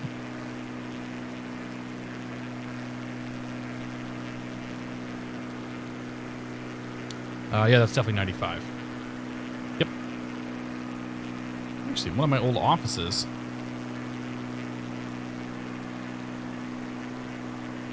One of the places I used to work is right around here. Oh, it must be, you know, it must be behind us. Yeah, I think my old office is like right here. Previous gig. All right, anyway, back in the plane. Back on the pile, boys. Frame rate, bottom right corner, 40. Deja Drew, good to see you. Freaking game, what's going on? Some people think the cost of wigs is too high. Personally, I think it's a fair price to pay. Oh, Jesus Christ. Thank you, Nightbird, for the bits. Oh, yeah, it's a good question. Cowl temps. So CHTs are there if I pull the cowl flaps out. If I pull the cowl flaps out, I murder my climb rate, that's for sure. And the CHTs appear to stay. The CHTs did not move. My climb rate went to crap. I closed them. Actually, the climb rate seems to have completely stayed to crap. We are very overweight on this airplane right now. Maybe I can eke a little more power out of it. I can get a little more power by leaning the mixture here. All right, 1,000 to go. We'll get there eventually. All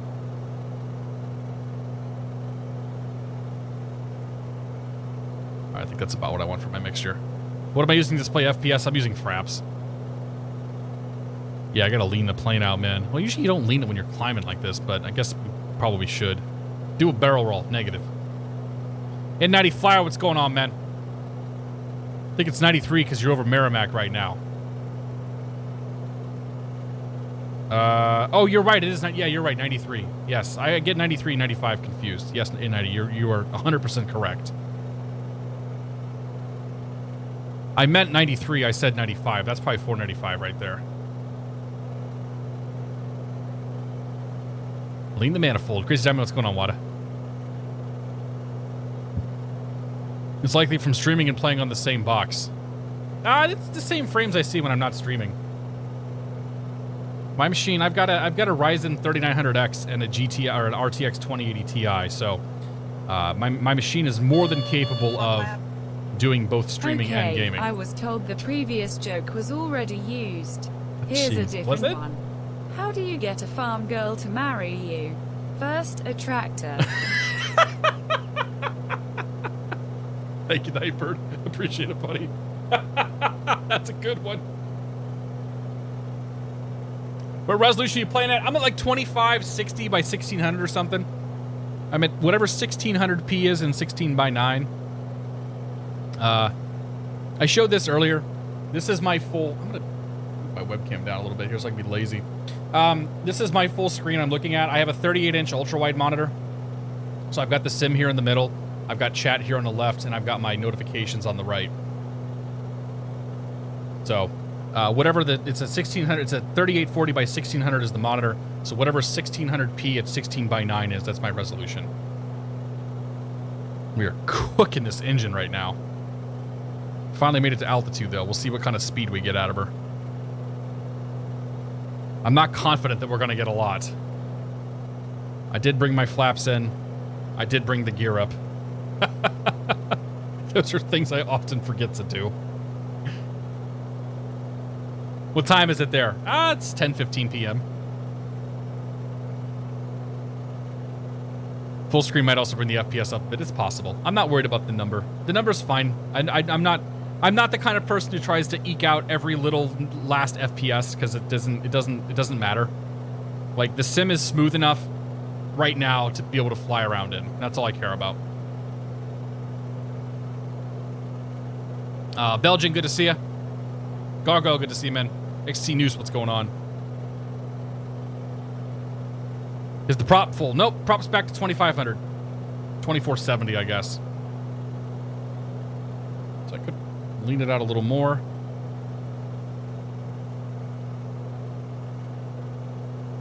The temps don't seem to be changing.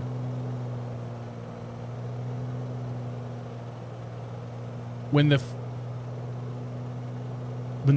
mixture is full, the fuel flow is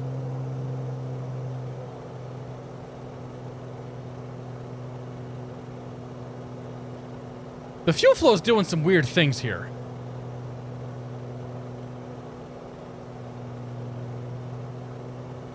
All right, I'm gonna leave it about right there because I think that's our maximum power. Bring the prop back a little bit more. Do about 2,300 RPMs. Now we're cruising. 5 miles to our first VOR. Then we're gonna go to Concord next. So let's just go direct Concord now. So let's go sync the heading bug. Boom. We're gonna go to heading mode. Boom. Switch to the backup VOR. Concord's identified. Course knob, press that thing back to nav mode. Now we're navigating to the Concord VOR. Following that is going to be the Lebanon VOR at 113.7. 113.70. There you go. And off we go. Study level. Waiting for Ty to bird a piston. Listen. Nobody wants to hear your lip.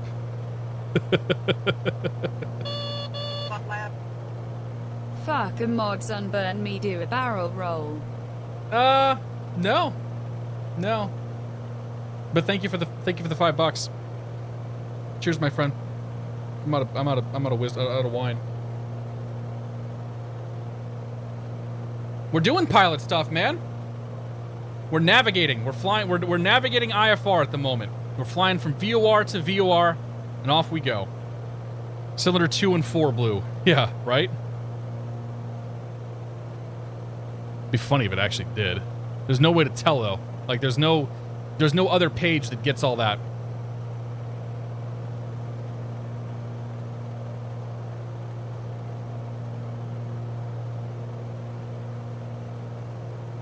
Hang on.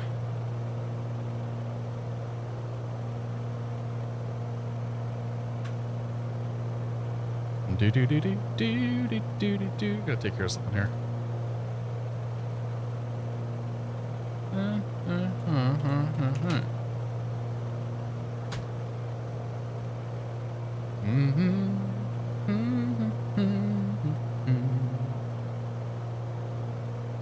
Interesting. Do I have hands on the hotels? Nope, no hands. We're on autopilot right now. We'll let the computer fly for a little bit. It's that moment in the flight where we can kind of take a step back and say, ah, and look out the window.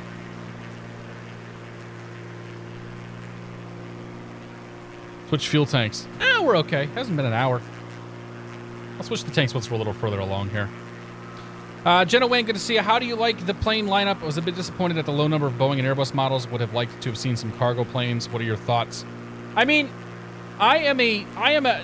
so And again, this is the how do you know the pilot in the room thing he tells you. I'm a pilot in the real world. I fly general aviation. My preferred type of flying in the sim is general aviation. So, I am satisfied with the lineup. I would have liked to have seen an Archer, only because I also fly an Archer. I would have liked to have seen a 182, only because I fly a 182. But I'm really happy with the overall lineup of the planes. I didn't have a lot of confidence that a first party plane like is gonna be something that blows us away. So the fact that there aren't more Boeing planes, the fact that there aren't more Airbus planes, I'd rather let the third parties take care of that and come up with a product that is going to be, really, really solid. So I'm happy that they got a couple of jets in. I'm happy that they got getting the 787 in there is a really cool thing for them to do, just because that's such a popular airplane. So I'm personally satisfied with what's in the sim. Coronado's coming out with a 182. Oh boy, I can't wait for that. Yeah, PC-12 would be nice, but I mean, there's a Caravan, there's a King Air 350, there's a TBM 930. Like, if you want to get your turboprops going, there's 3 turboprops to choose from. 3 very good turboprops too. Including the Caravan was a very good decision in my opinion. My biggest disappointment is the apparent lack of a gas DA40. My hunch is that I think that probably av fuel DA40s are less common over in Europe than they are here. Would be my guess. Insert the 10th person to ask you to crash your plane. It's fine, whatever. It's gonna happen. I was prepared for that, Serby, coming into this whole launch window time. So it's all right. Better than default. I don't know. We'll see. Most likely, Coronado is going to slap the default. It's going to slap the default G1000, the default 530 and 430 in, and then call it a day. So, I'm not confident that Coronado actually will be better than default, because they also tend to find ways to dampen their flight physics as well to make them fly a bit more on rails. UEHM, good to see you. Kernick Terra says, I will love the TBM, or I love the TBM, but we'll probably fly the Bonanza a bit more. Yeah, I mean, I'm going to spend most of my time in, like, the C-172 and just the smaller little prop planes, man. Any chance we can go through the liveries that ship with the sim later on? I don't think there's any, like, custom liveries. I think you get, like, 1 livery per airplane, and that's it. What do I think of the default flight model? It's fine. Some of the planes fly better than others, but for the most part, the flight model's okay. I've noticed, the one thing I have noticed is that airplanes, there are a couple of airplanes are very, very hesitant to slow down. It's like pulling teeth to try to get the airplane to actually decelerate sometimes. But I like the dynamicness, like the fluid nature of flying around. It feels more like X-plane and less like P3D and FSX. Pepsi or Coke? How about neither, man? Who drinks soda anymore? It's not 1990. Devs need to surprise everybody with a Dash 8. Majestic needs to bring their Dash 8 over. I don't care about a default Dash 8, man. I want Majestic to bring us a Dash 8. You need to check out flap. Then it's like you throw the anchor out the window. That's fair, yeah. It depends on the plane though, Cyanide. Like even that first Cub that we were flying today, or well, yesterday, or whatever time it happens to be, wherever you're at. That is the one example of plane. Like even when you got the full flaps out, you're just like, I'm trying to slow it down. Like I'll put a plane into a side slip, and it just like they will not slow down. And then other planes, yeah, like this Bonanza. As soon as I threw the flaps out, it's just like. I guess you'd be going the other way, wouldn't you? Because you keep going forward, but it's like you get tossed into the windscreen because there's so much drag going on. Serby's got all the questions answered. Yeah. Stay hydrated. Sorry, hydrated. I'm gonna get some wine at the turn here. Cheers. Same for the TBM, full flaps throughout the windscreen. Yeah. I noticed with the Bonanza too that when you put the gear out, it starts to behave a little wonky too. So I have no idea if it's I don't know. The 172 flies pretty much how I expect it to. So there's that. The only other thing I can say is that with slowing down is that unless you're careful about making sure that you're pulling the throttle back and actually staying in level flight, if you just pull the throttle back, like your nose is going to come down, you're going to descend, and you're going to not slow down because you're also descending. So it comes back to when you make a power adjustment, you also need to adjust your trim and your elevator settings and things of that nature. Does the little window open? No. There's no windows that open. No doors are animated. The things that people really get interested in, things like that, like it doesn't work. What company do you think will make the Baron 58 the best? Or I'll just update my standard edition later, maybe. I have no idea, Koenig. I really don't. I don't know if a third party is going to come out with a good Baron, or if you're just going to be stuck with the stock one, or what. I don't have a good answer for that. I'd love to see a G550. You'll pretty much never see a Gulfstream in a simulator. Gulfstream is very, very, very protective of their IP, and they are not going to release. They're not going to allow somebody to make money and profit off of their airplanes or off of their name. So I would say that's unfortunately that's not going to happen. I had an opportunity a few years back to take a tour of one of the Gulfstream's testing facilities. We have Montpelier, so we'll just go to Montpelier next. So I had a chance a couple years ago to take a tour. Actually, we'll just go to Montpelier now, and then I'll tell the story. Sync up the heading bug, hit the heading button. We're going to tune into nav 2 here, or tune into standby on nav 1. MPV is identified. Identified, but we're not receiving it yet. Okay, so we'll just go back to Concord. And then I'll just do what I was planning on doing. We'll go to Lebanon next. Lebanon's 13.7. Okie dokie. And we're going to be flying that at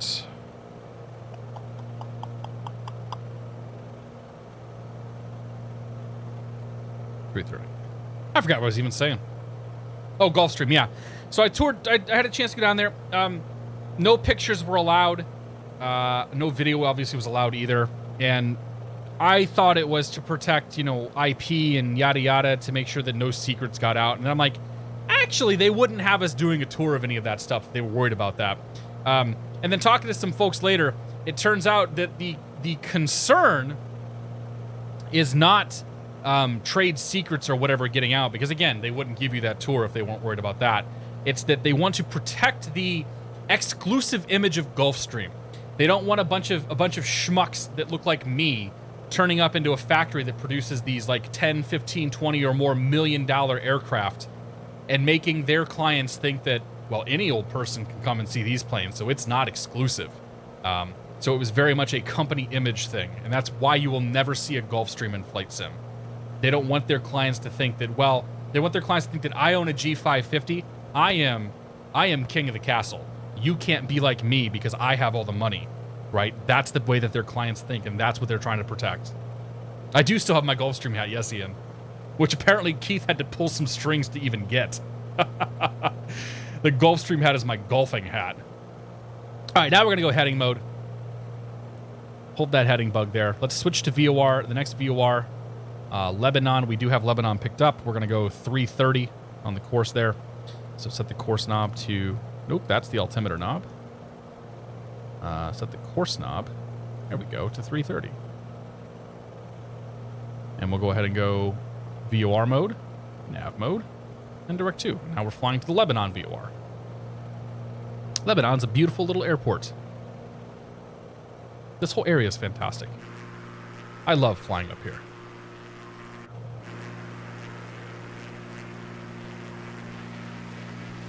You got the city of Concord, you got I-93 coming up here, and then I believe I-91 is over here, which goes into Vermont.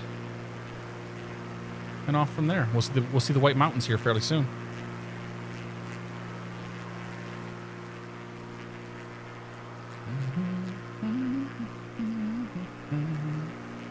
Oh, yeah. There you go. Gotta take advantage of that rule of thirds. Can't someone who owns the plane have people come and take pictures or modeling? Sure, but you can't. You wouldn't be able to market it as a Gulfstream. You wouldn't be able to use the name Gulfstream or G550, and there better not be anything on that airplane that is their IP. That's what it comes down to.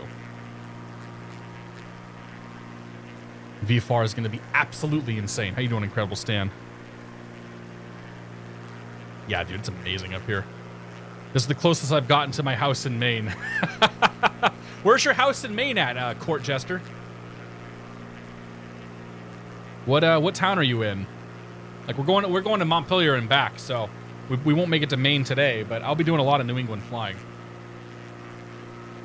Kankamankus Highway is amazing. We're not going to see that. That's kind of over here somewhere.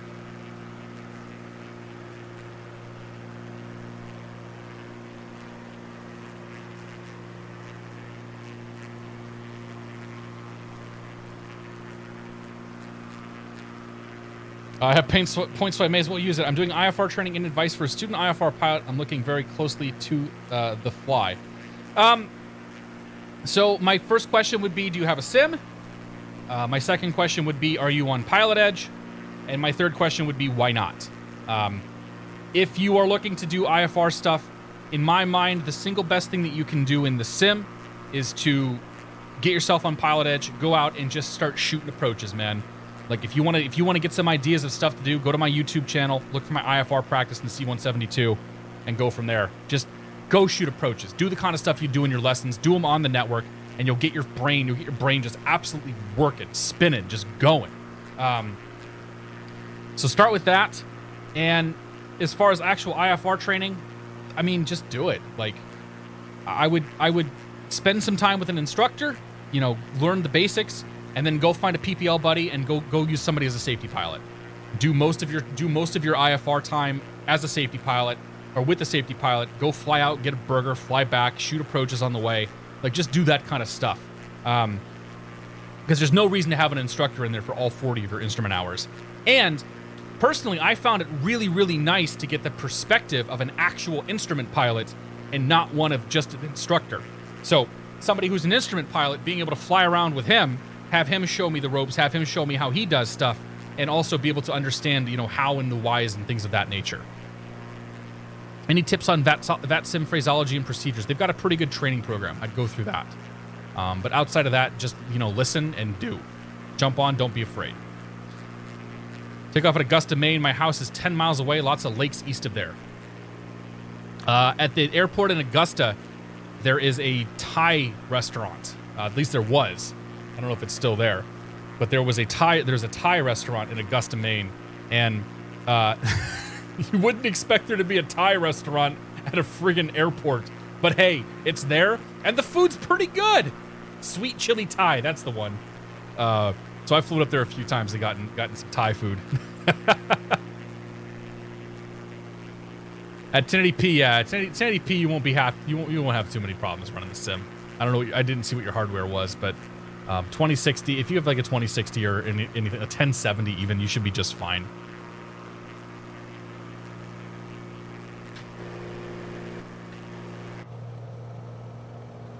Jump back in the airplane here for a bit. We are probably about 20 minutes out. 10 to 20 minutes. We're not super far. 30 miles out of Lebanon. We're moving. We're not moving very fast though. 142 true airspeed. This plane's really heavy. BD Short, good to see you. Would hyper-threading speed up this game? I don't think it makes a difference for this game. Stradio GMO, good to see you. Sweet chili, it's pretty good. Yeah, food up there is fine. It's all right. I want to see the Citation Sovereign Plus in the sim. They have two citations. They have the CJ4 and the Latitude. I think the Longitude. Flew the CJ4 last night. Have not touched the Longitude yet though. I thought every restaurant in Maine was a lobster place. Only on the coast. The best breakfast place I've been to, actually, and I have no idea with COVID and everything else if this place even exists anymore. The best restaurant I've been to for breakfast has been up in Leamington, Maine. Where the hell is this? It's near Lake Sebago. Leamington, Maine. There is an airport here. Yes. This airport is so small and so hard to identify. I love flying in here, though. It's a really, really, really cool airport. And then there's Lindsay and Jennifer at the Runway restaurant. I hope that they're still open. Their food is awesome. So if you're up in New England and you're looking for a place to go fly for breakfast, I'd recommend this place here. This is what I do, man. I fly for food. I figure out where I want to go, what I want to eat, and I go fly someplace and get it. But there is more than just lobsters in Maine, put it that way. Mostly GPU for so far for me. GPU's hitting 80 or 20%, CPU's 20%-ish. Yeah, so if you're only seeing 80% on the GPU, it actually means that you're CPU bound. As weird as that sounds. It means that there is a single thread, a single core that is keeping you from being able to run whatever's bottlenecking you faster. Because usually when I get close to 60 FPS or more, I look over and I see my GPU is cooking at like 90, 95%. And that's when I know that I'm actually GPU bound as opposed to being CPU bound. Barnes is a friendlies. Is this playable with mouse and keyboard? I mean, I think you could. I haven't tried it. There are mouse controls for flying the airplane. I have no idea how good it's going to be. You know, my recommendation is if you really want to try it, like get an Xbox controller, because you can do everything with an Xbox controller and have some fun with it. There's a lot of folks you're seeing that are flying around that aren't normal flight sim people that are using a mouse or that are using an Xbox controller. And when it eventually comes out on the Xbox, that's going to be the main way a lot of people play the sim. If you want Thai, go to Orono, Maine, Thai Orchid. All right, man. I'll throw that on my list. Orono, Maine. I don't even know where that is. It's got to be... See, the thing is it's got to be on or next to an airport. Orono, Maine has not come up in my search. That is Bangor. That's not too bad. So I'd have to get a crew car or take a cab to get up to that place. It might be a little pricey too. So my criteria for finding restaurants is usually, is it close to an airport? Can I easily get there? Can I get a crew car and not feel guilty? I haven't played FSX for years with a controller before getting my T16000. I started with a controller, man. I did some keyboard and mouse stuff in FSX initially for a couple of days, and I'm like, yeah, this doesn't really work. And then I got an Xbox controller. That lasted for maybe 2 or 3 weeks before I finally ordered a HOTAS. But yeah, you can do a lot with an Xbox controller. Xbox Flight Sim will be a gateway drug to the pure PC stuff. Yeah, that's the hope, John. That being said, like, with the way Microsoft is going and with the way the Xbox has been going lately, I would imagine that you're going to be able to hook a HOTAS up to your Xbox and just be able to use your flight simulator on your TV. And how cool would that be?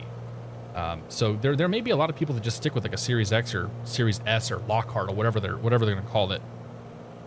But I don't think that's the thing we're going to see until next year at the earliest. Like, that's definitely going to be a while. Instrument flying, man. Is how it goes. All right.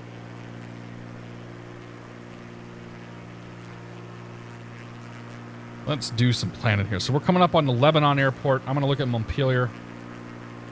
And we're going to see what we got for approaches. The ILS 17. It's from the north. I don't really want to vector myself all the way up there.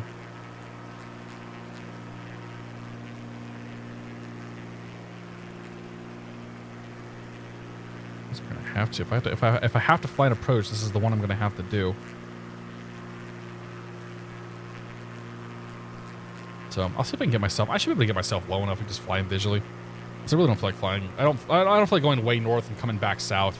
And there's enough random visibility here on the ground. I think I should be okay. So we are we're probably about right here, and we're going all the way up here. So as far as distance goes, we're looking at another 30 to 40 miles, which at this airspeed is going to be probably 15 minutes. Clear that. Do that. Done. Off we go.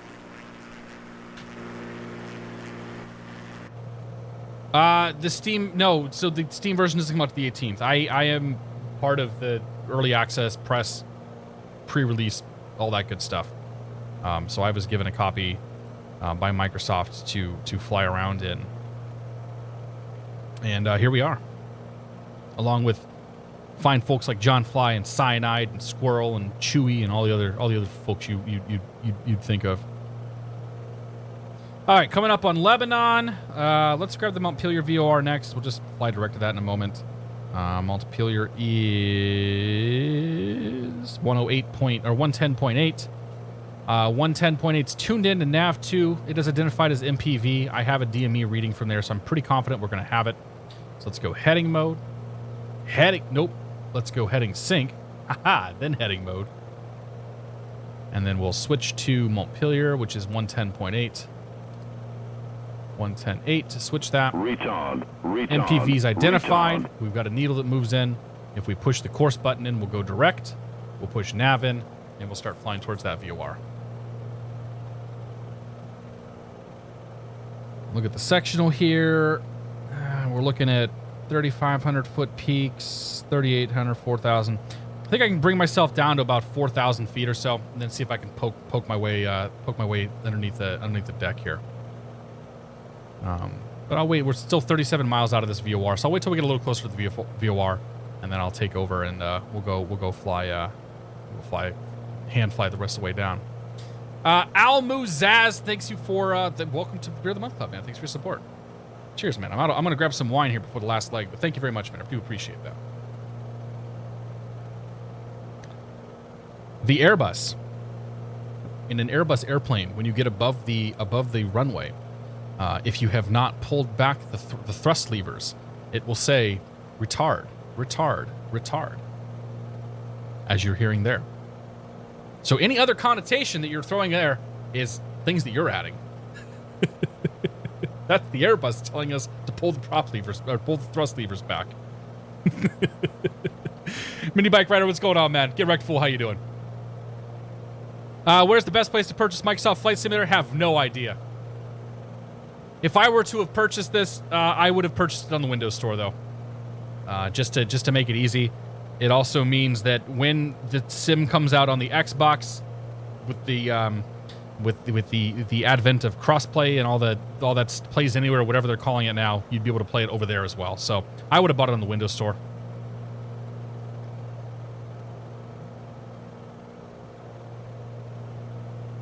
But there's going to be, I think you'll see an equal number of people on Steam and Windows.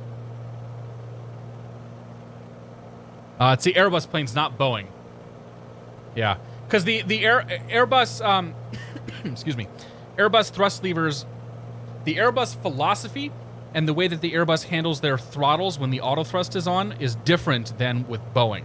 So with Boeing, the throttle actually moves as the thrust changes when you're an autopilot and auto throttle. On an Airbus, you actually select a detent, and you just leave the throttle in that, the thrust lever in that detent. So when you're coming down over the runway, you've got your speed dialed in. The airplane's going to get over the runway, and it's just going to keep holding that speed unless you pull it out of the detent and pull the thrust levers back. So that's where it's saying that. What resolution are you using? 1600p.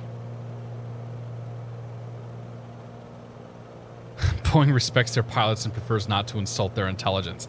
I'll be honest, man. When I looked at high fidelity airplanes and X-Plane, I much preferred the Airbus way of doing things and flying an Airbus than I did flying a Boeing.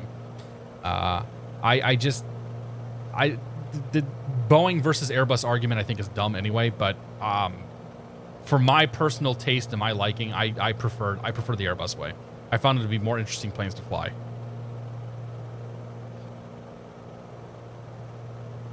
Also working on my private, working towards my solo cross country. Do you have any advice for a student pilot? If you're not soloing yet, try to fly a couple times a week. If you are soloing, try to fly at least once a week if you can. Study, fly in the sim, fly online. You know, like my advice for private pilots is similar to my advice for instrument pilots. Get a sim, get some controls, get on Pilot Edge. Go practice talking to ATC, communicating, changing frequencies. Like, fly in the sim as if you were flying in the real plane. Like, when I, not so much right now because we're just kind of screwing around and having fun, but when I fly, when I'm doing my sim flying and I'm doing real, you know, real practice, I have my pad of paper, which is what I'd have on my knee board. It sits on my desk right next to me in the same place it would be on my knee board. I have my tablet with my charts on it. The tablet sits in roughly the same place in front of me that I would have in the airplane. So I'm trying to mimic my flying as much as I can in my desk is what I have in the real world. And then I go and I fly the plane as I would fly in the real world with communication and everything else. Checklists sometimes, but I don't use checklists a lot in the sim.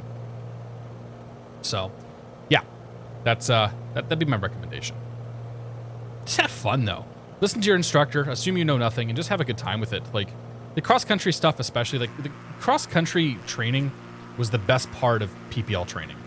It's the first time where it's like, I get to go somewhere. I get to see why I'm actually getting, you know, why I'm actually going through trying to get this license. Because I'm going to go somewhere. So, have a good time with it. Pick some fun airports. Find an airport that's got a restaurant. Go get something to eat. Excuse me. IRL stream my flying. I've done it a couple times. I don't think I have the video. I don't know if I had the video handy. Let's see here. I have done an IRL stream a couple of times while flying. It's been a bit of time. It doesn't work super well, honestly. There's one time that you guys got I think my entire flight did get recorded. There's another time that it didn't, and I ended up uploading that flight. So like, did I? Oh, I mean, no, I know. I'm fairly certain I pushed that thing live.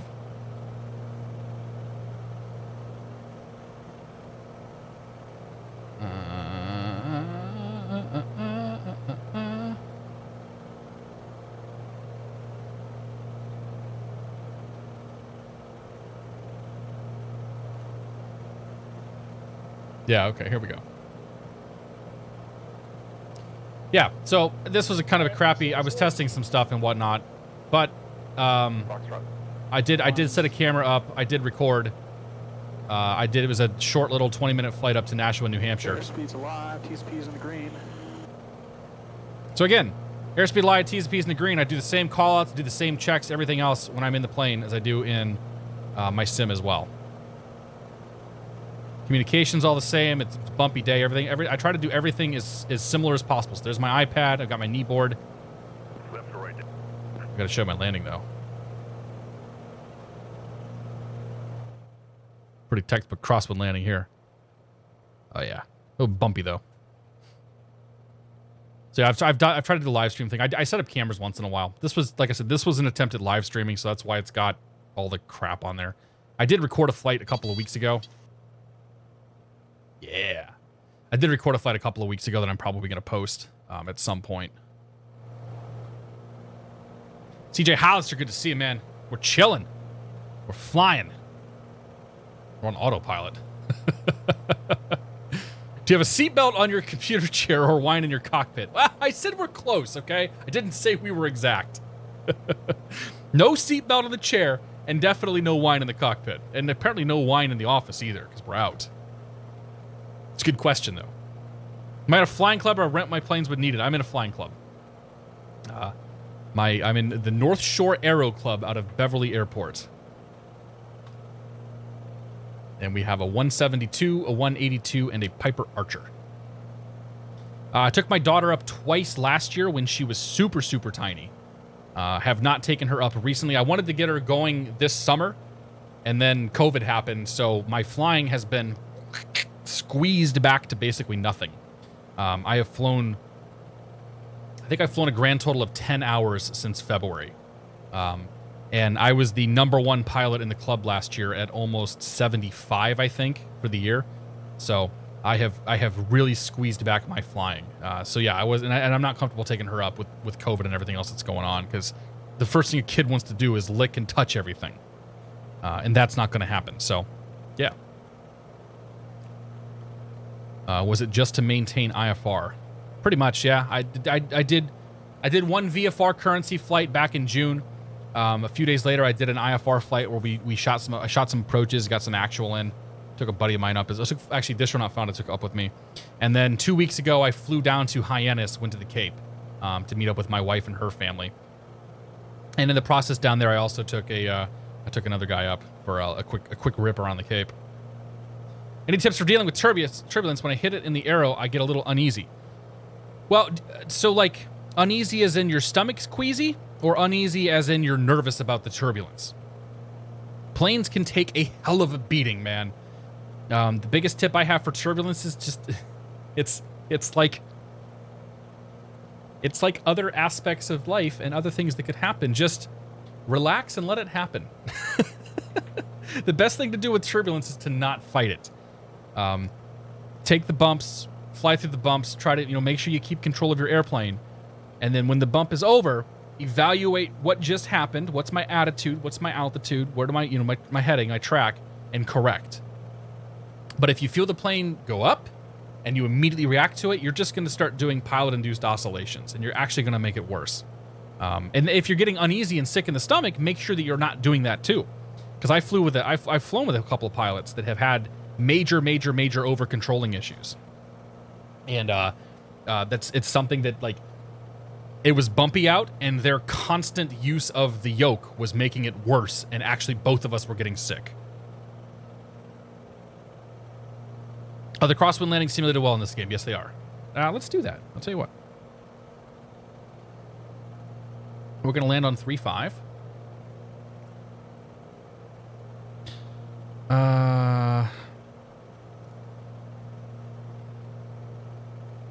3-5 will come out of... What is 90 off of 3-5? 260? 270? Sure. There. So there's 270. And we'll add some... We'll add a little gust factor to it.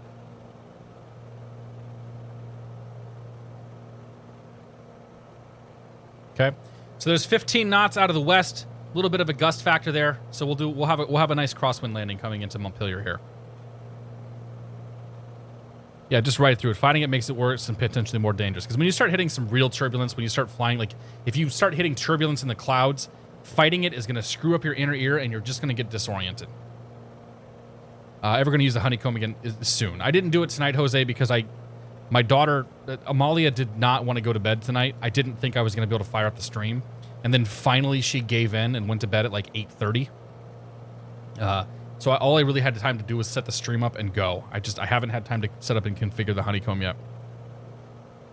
How does FS feel familiarity-wise? Will us from X-Plane be able to feel at home quickly with mouse controls on switches, etc.?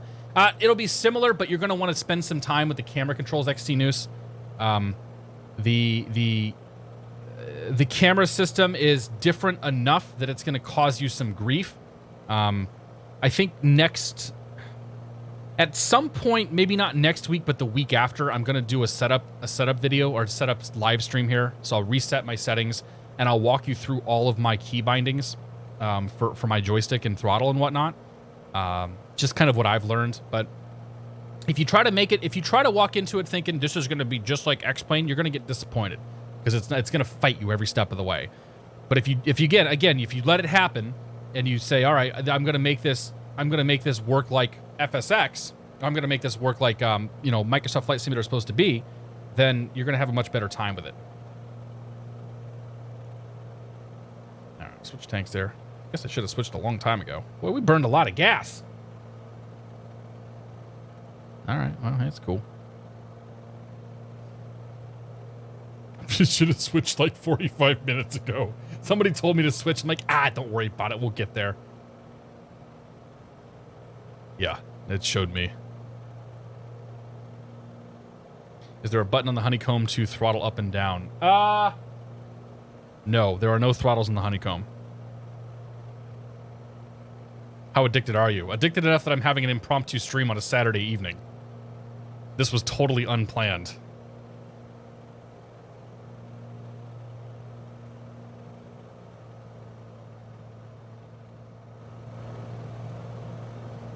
Okay, somewhere out there is an airport.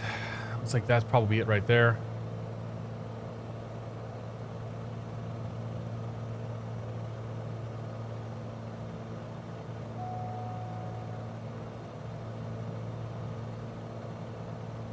Let's go, just go props full right now.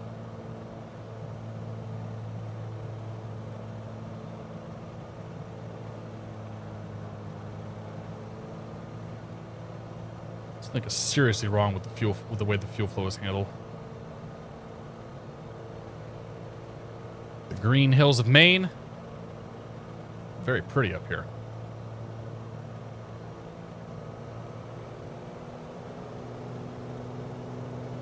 Airport elevation, 1,160 feet.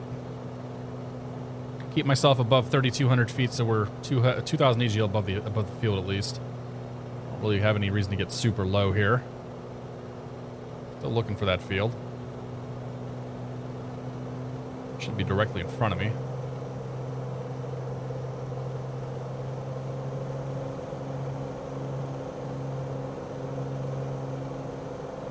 All right, let's get that nose up.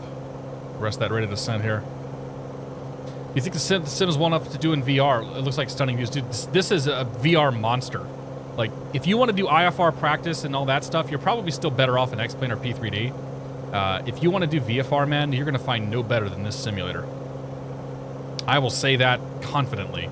VFR is the one thing I'm looking most forward to in FS 2020. Homing Pigeon, good to see you.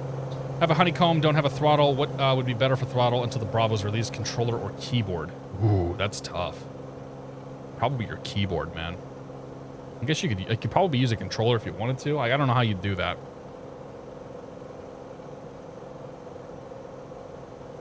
I mean, if you're confident the Bravo's going to come out anytime soon, if you're not confident the Bravo's going to come out anytime soon, I would say like look at getting like the Thrustmaster throttle quadrant, the T, whatever comes with the T, or whatever sells alongside the T16000. You can get that for less than $100. Like, my recommendation would be to have a hardware throttle, but barring that, yeah, keyboard or mouse could work, or keyboard or Xbox controller could work.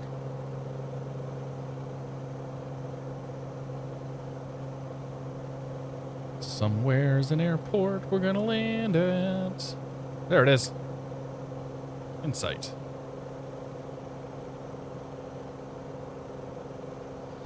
Then a runway 35, which we're pointed to right now. We're intentionally doing a crosswind landing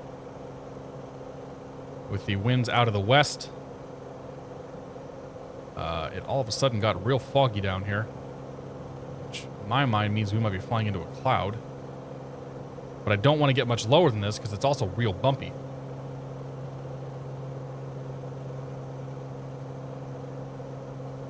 You should get Thrustmaster Airbus Edition if you like Airbus. I think that the Warthog is a better stick all around. Like, the Warthog's a better bit of kit than that Thrustmaster stuff. I think Thrustmaster kind of gimmicky, and also that throttle quadrant, man, it's not got a lot of buttons. So the throttle quadrant for the Thrustmaster is exceptionally limited in what it can do. I'd rather have my Warthog, for my liking. Did you ever IRL had a flight that could have ended badly? No. I don't put myself into a position where I can have a flight end poorly. If I'm not confident that I can execute the flight, then I'm just not going to go flying. If there's any shred of doubt that I can't execute the flight, I'm not going to go flying.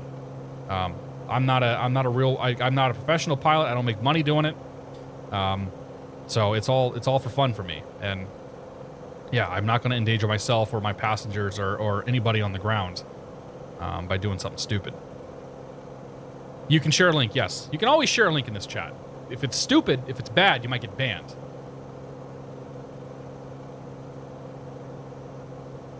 What are my personal limits for VFR flights?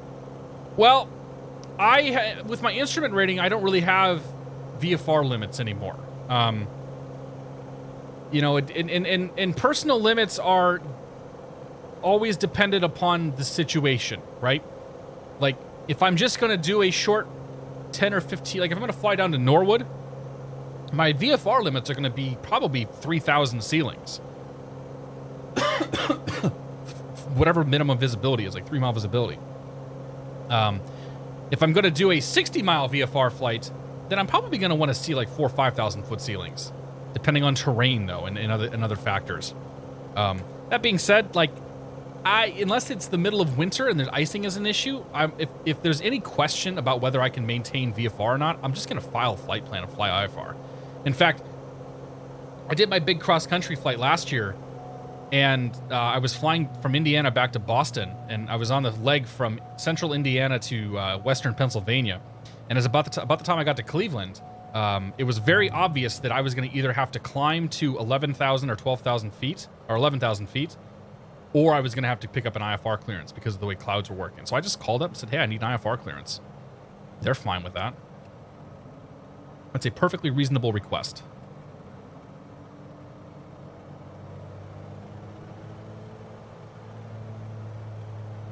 All right, 85, 90 knots, I think, is what I'm going to go with here. Probably 90-ish.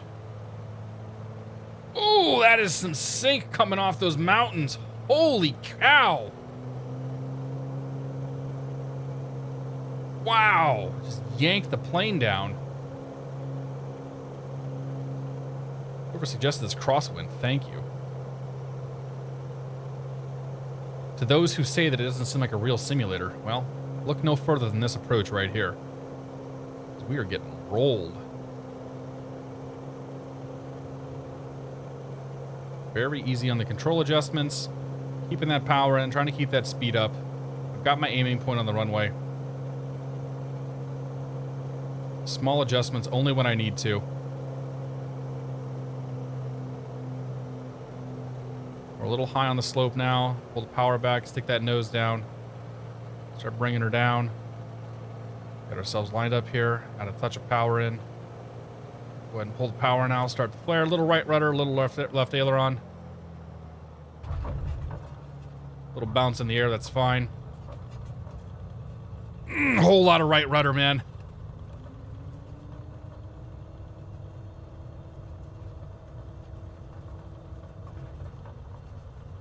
Some of the effects of that flight were exaggerated by the fact that my CG is so far to the rear right now.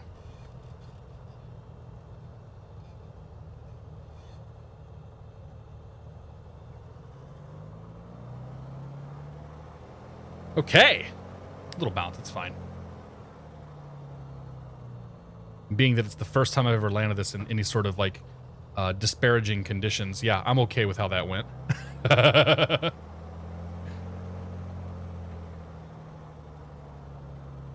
Let's see, I think there's some parking over here, maybe. The forklift. Why is there a damn forklift on the ramp?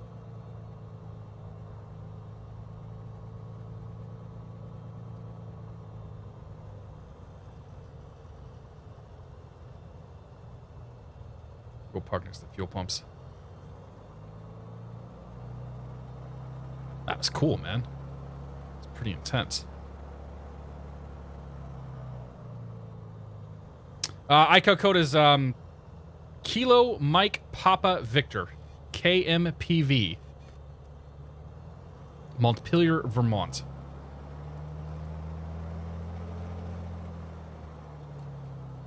Other comment I'll make is that the shocks are very bouncy. All right. Yep. 1, 2, 3, and Avionics Master, Alt 1 and 2. Pull our mixture off. Bat 1, Bat 2.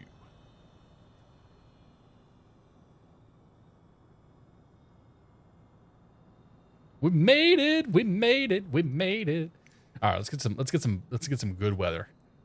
Let's flight back. Nice overcast layer.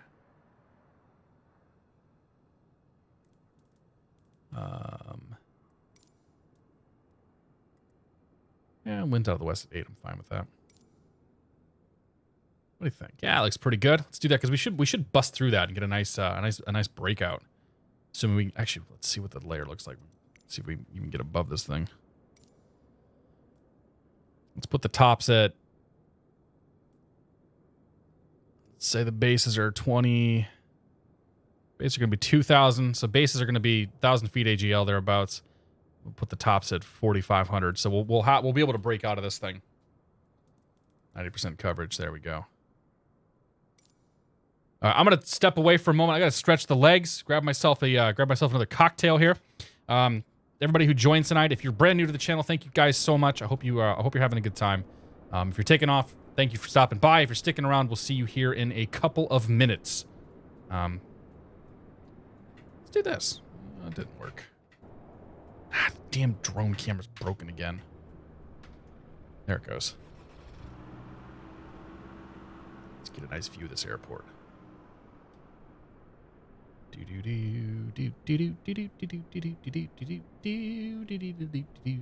Vermont's amazing, by the way. This is obviously wintertime in Vermont, but it's pretty cool. Oh, we want some snowpack in here? How about some snowpack? I don't think I can change snowpack right now. No. All right, folks. I will be back in a couple of minutes. We'll see you here in just a moment.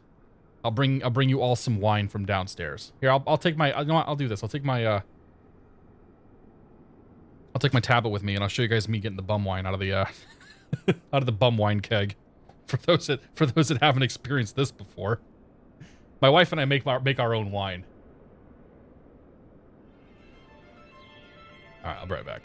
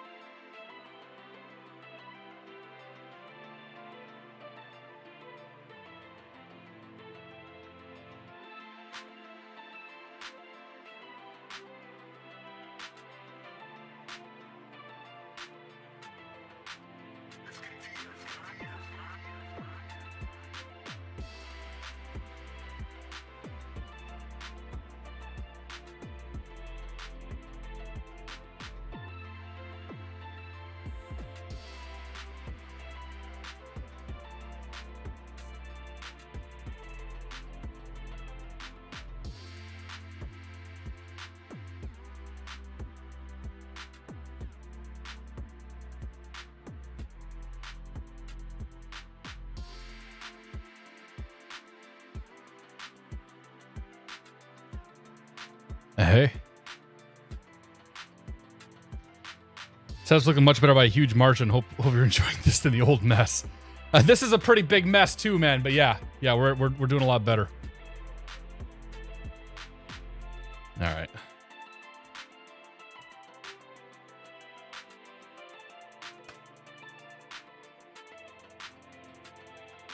Rotate, damn it.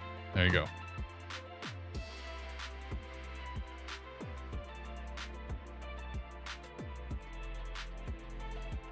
Okay. Let's do a little flight planning here. Over enough its economy, get my plane loaded up, fueled up, ready to go.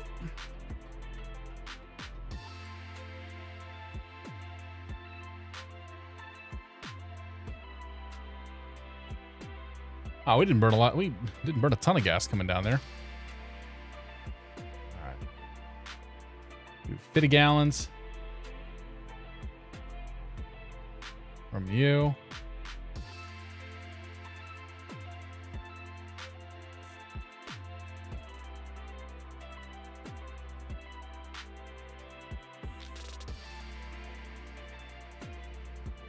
Okay.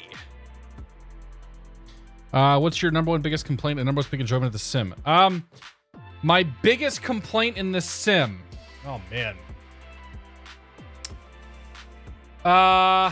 My biggest complaint, honestly, is the fact that I won't remember my damn Xbox controller setup. But no, really, my big complaint is like I think there's a few changes that could be made to the G1000 that would make it a much more usable platform for IFR.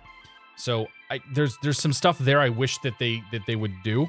And my number one love is how seamless the multiplayer is, man. Like the multiplayer that's built into the sim is so good and so much fun. Like it's just it's so incredible to fly around in.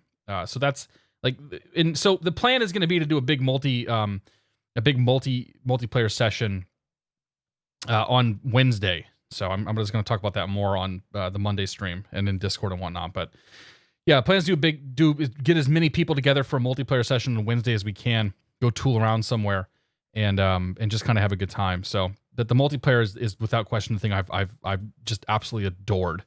Outside of the obvious, the whole world is built. We've got orthophoto. We've got well constructed. Like I flew into a random city here. The thing with Montpelier is that on the lead in to runway 17, there's actually a grocery store down here, which is this building right here. And the runway lead-in lights actually run across the grocery store. So in the parking lot for the grocery store is a runway lead-in light, right? That's freaking modeled, man. Like, there's your lead-in lights to the runway, there's the grocery store, and there's the parking lot that has a post that's got a lead-in light on it. And this is just a auto-generated airport and an auto-generated area, but it nailed it, man. Like that's the kind of stuff that just is mind-blowing that even exists. So yeah. Dan in Vermont. Hey, what's going on, man? Dan, we're up in Montpelier, man. I think I don't know where in Vermont you're at exactly. I think you're maybe a little further north of here. Downside to public lobby is no weather and time control. Yeah, it's all right, man. We'll make do though. Like we're gonna, because I want to test it out, see how it works. You know, do some fun stuff like that and go from there. But for the time being, let's get this flight planned out. This flight, whoops. Once you set the roll, it's game over. I'll leave it pointed that direction. Drew the Flying Rooster, good to see you, man. Just finished popping in after a 2-hour IFR session. Nice, man. Are you getting close to getting your rating? Concord VOR. And then let's add Manchester VOR. And then we'll figure out how to get to Boston from there. Probably do Lawrence. Actually, we'll come out of Manchester and head towards like Waxon or something. But that's about where we're going to catch the ILS. Because my intention is to fly a ILS approach into Boston. We're going to set the visibility down to 500 feet. So that in roughly half an hour to 45 minutes, we're going to fly an instrument approach and see an actual breakout and all that stuff. All right. Thank you guys all for sticking around. Welcome back. Let's go do some more flying. One more flight tonight. One more flight to end the night. I am just absolutely loving every aspect of doing this. Like I have a renewed interest in flight simulation that I thought was gone. I was getting a little burned out, a little tired of X-Plane, and now that the world is at our fingertips, there's so many places we can go, so much stuff that we can do. Beacon, nav, those are off. That's good. Clear prop. Well, pressure's up. Good. Hit start flight. Fantastic. Alt 1, Alt 2. Avionics Master comes on. We'll bring the taxi lights on. There we go.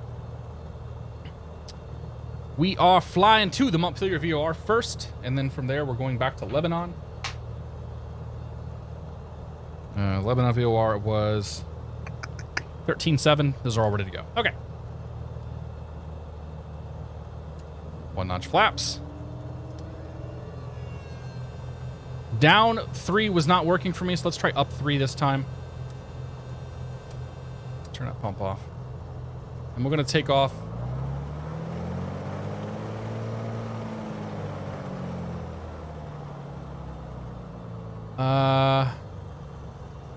The windsock is still moving pretty good. We'll take off with the, we'll take off with the crosswind here.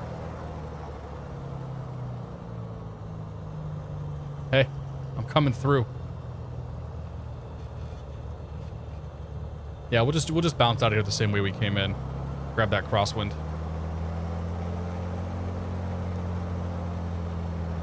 Oh yeah, sorry, 4 flights up. My bad. iPad.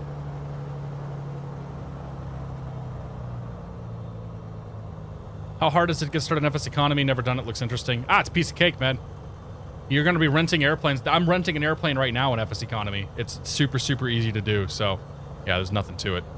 Nav data is supposed to be updated monthly. Yes. The nav data currently loaded is not up to date. As of yesterday, at least. I think the nav data that we showed was like through July. Like the June-July run.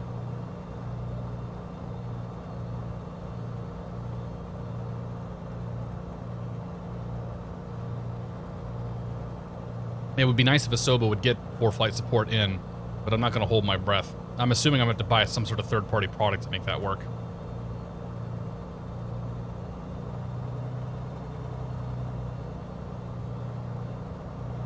It's nice when it's all linked up, though. Is it auto-updated or is the third-party updated? It's supposed to be auto-updated. They told us that we'll get nav data updates in the sim as part of owning the sim. Will I go back to X-Plane at all until things improve, or are you sticking with 2020? I'll probably be doing a bit of both, Mr. O'Brien.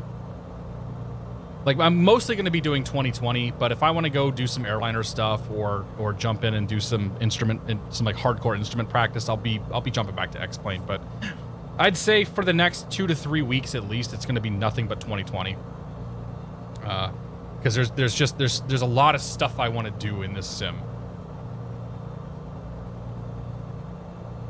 Navigraph subscriptions dropped 90% the day 2020 was released. Well, Navigraph did a smart move. Navigraph has pivoted themselves not from being just a nav data provider, but also to a charts provider as well. So, Navigraph charts was a very, very good move on their part to start offering those Jefferson charts worldwide for your sim. Marauder FPV, thank you very much for your support. Welcome to the Beer of the Month Club. Thank you. I do appreciate that. I missed a couple subs. Oh, sorry. Alma Zaz, if you're still here, thank you for your support. Welcome to the Beer of the Month Club. And GG Texas, thank you for 2 months as well. Cheers to you guys. Thank you so much.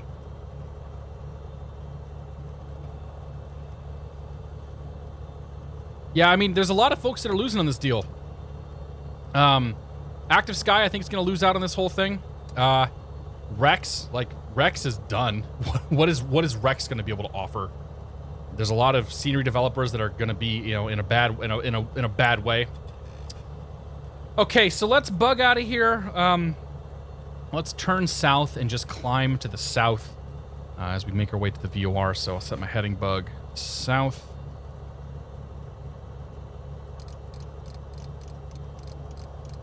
So I'm going to try to avoid hitting terrain. That's the goal tonight. And we'll see what happens. Okay.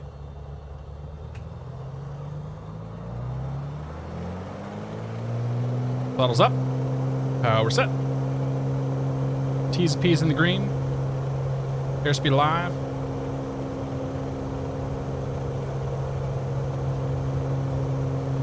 Little crosswind correction in.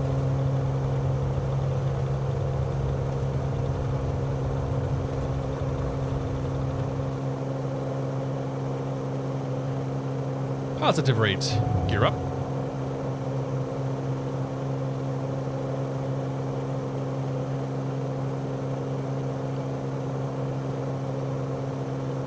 Let's go flaps up. And we'll nose over to acceleration.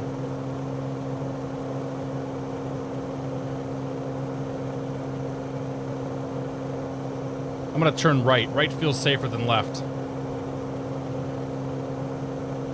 400 feet. We'll start the right turn.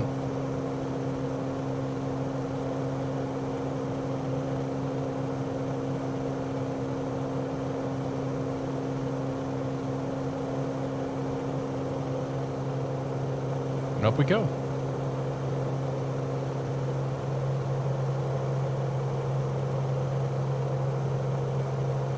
Scribble traffic, good to see you, man. Calix, good to see you. We are in the Bonanza G35. G36, G36. Retard.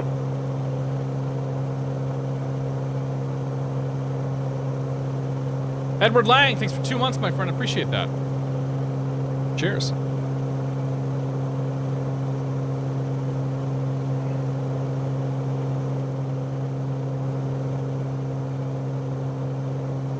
All right.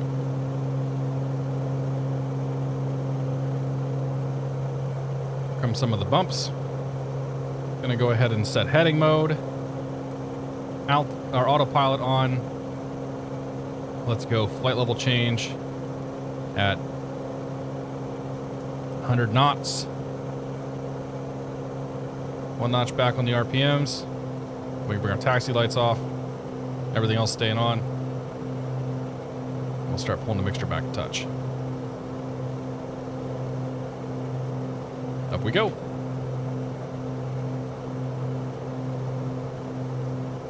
Push our course button in, direct to. We're going to then hit the nav button. Fly direct to the Montpelier VOR. And off we go. We did McShady Pop, Mike. I started at Norwood tonight. I did Norwood last night as well. I flew out of there for the last flight. But yeah, my first flight tonight was out of Norwood. And Tazos is modeled. It didn't look very good, but it's modeled. It's there. Ooh, looks like we're gonna hunt and fish a little bit for this lateral. The autopilot here. I think maybe it got it. Included aircraft are definitely not as complex as default aircraft. Yep. I can't wait to see what Continental looks like. It's where I did most of my flight training. Nice, dude. Talk to you, UK. Good to see you. Oh, you saw it last night. Okay, Mike.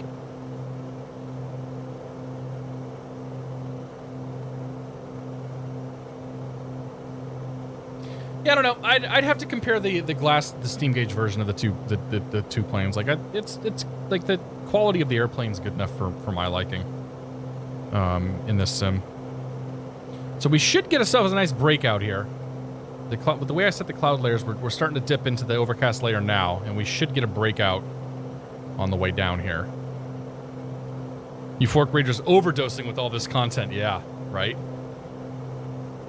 Content is maybe being a little bit generous sometimes, but it's fine. I know what you mean. Efforts economy is working, yes. Last one for the night. My friend just hired a limo for $1,000, but it didn't comes with a driver.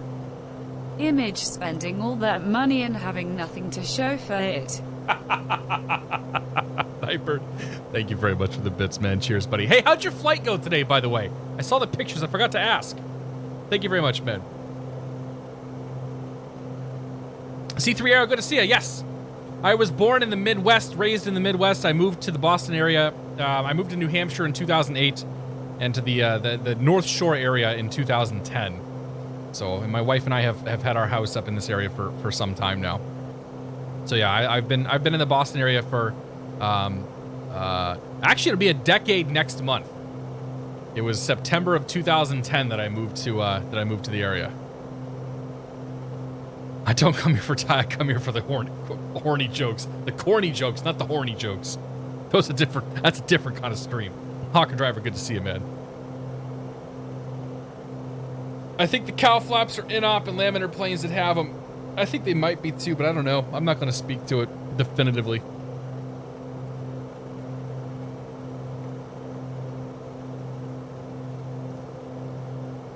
I know that some planes have the cowl flaps modeled. Whether they do anything or not, I have no idea. I'm not entirely convinced the cowl flaps do anything in the real planes in the real world too, so there's that. I'll leave them open and my engine just gets too cold. So I end up half closing them anyway in the climb. And then I usually, sometimes I'll forget to close them when I get to cruise. Oh, that was pretty.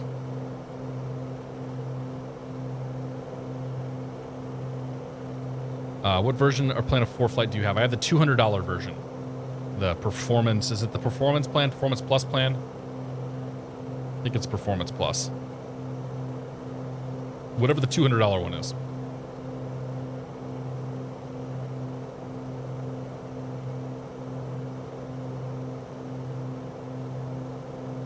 ForeFlight Mobile EFB.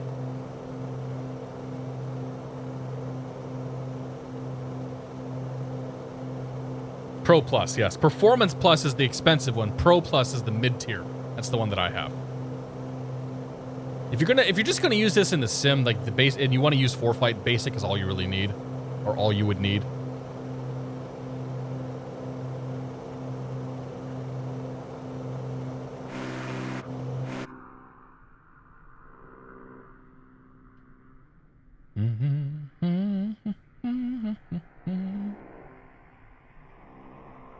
Little tiny airplane flying through the air.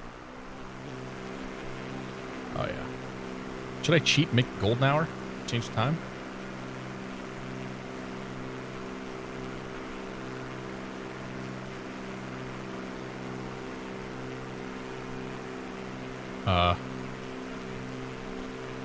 Why did the airplane suddenly just climb? Excuse me. Uh-oh. Uh-oh.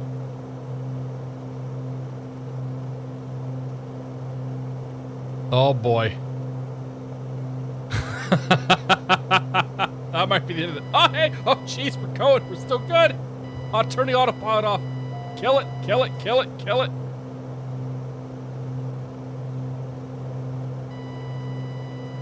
Oh, the wing level was on, too.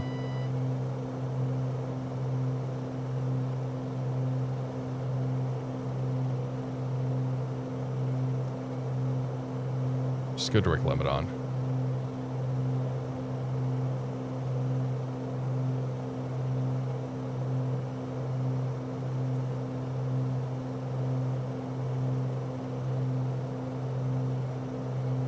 Is it going to oscillate on us, or is it going to figure it out here?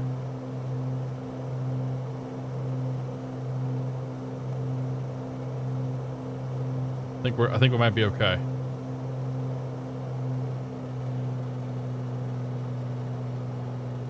Still climbing though. It's trying to figure it out. It doesn't know how to speed up and maintain a proper attitude, but I think part of it might be because I screwed it up by changing the time. Don't really know. Whatever it is, we pissed off the sim pretty good there. It's all right. All right, let's play with this layer here. This ground layer.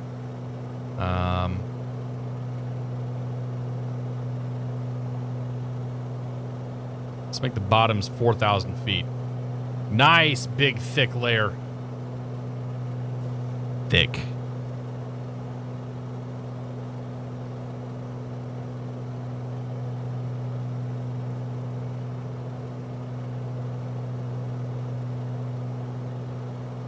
I don't know what scatter does.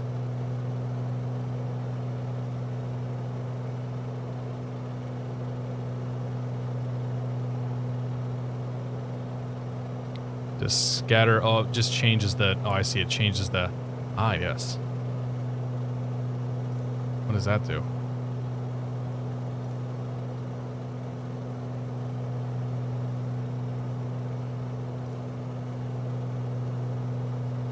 Okay. A little cirrus layer up at the top. All right, I can deal with that. That looks all right. Should give us a nice approach coming into Boston. Whenever we finally get down there.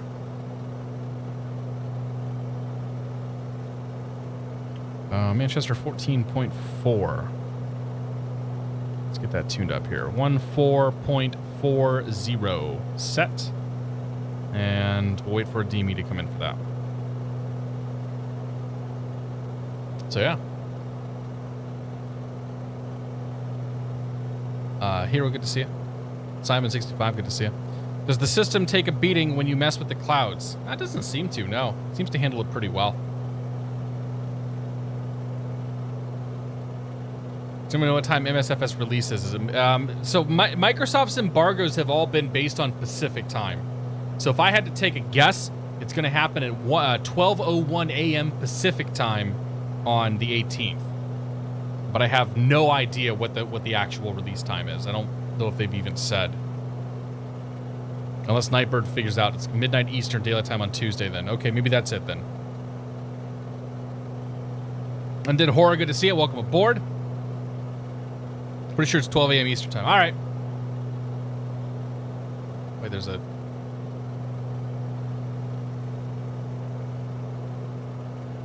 there's another person out there. Bike ST man. He's flying the TBM.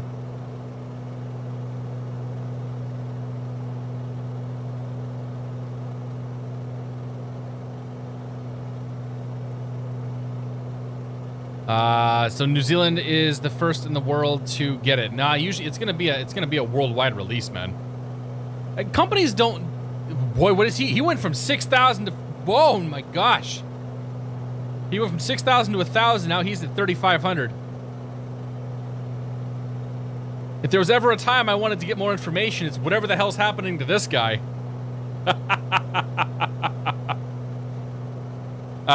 Yeah, you don't see a lot of staggered releases based on time zones anymore. Pretty much all games that come out now come out at, like, all online games, I should say, come out at a specific time in a specific time zone.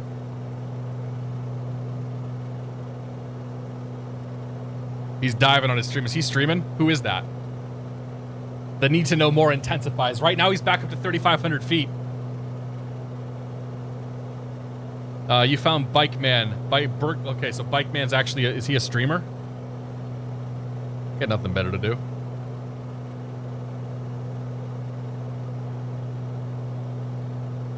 Ah. There's a Bike Man. He's got 1.2 thousand viewers.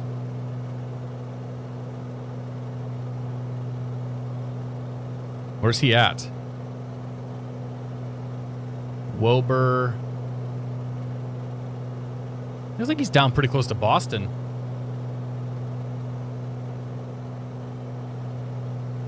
All right. Well, hey, maybe we'll see him when we get down there.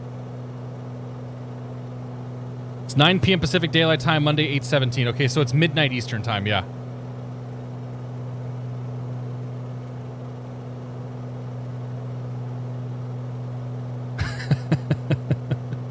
I've never heard of Bike Man.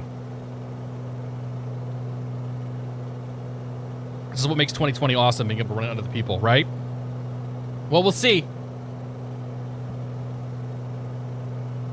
I don't know who this person is, so, you know, there's that.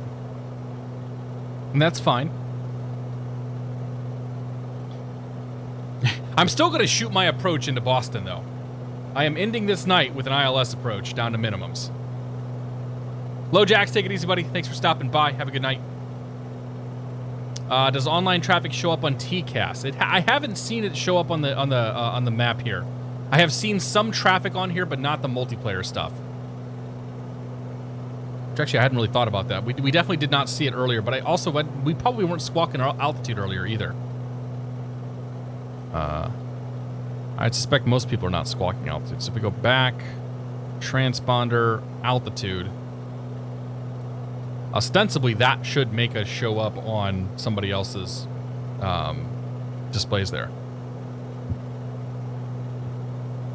Be able to talk about the shortcomings of the default G1000. Yeah, I can show you the shortcomings of the default G1000. So, some things that we would do in the G1000, right?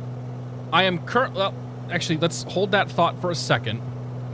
Let's go to Concord VOR. And then I'll talk about the G1000. 112.9er.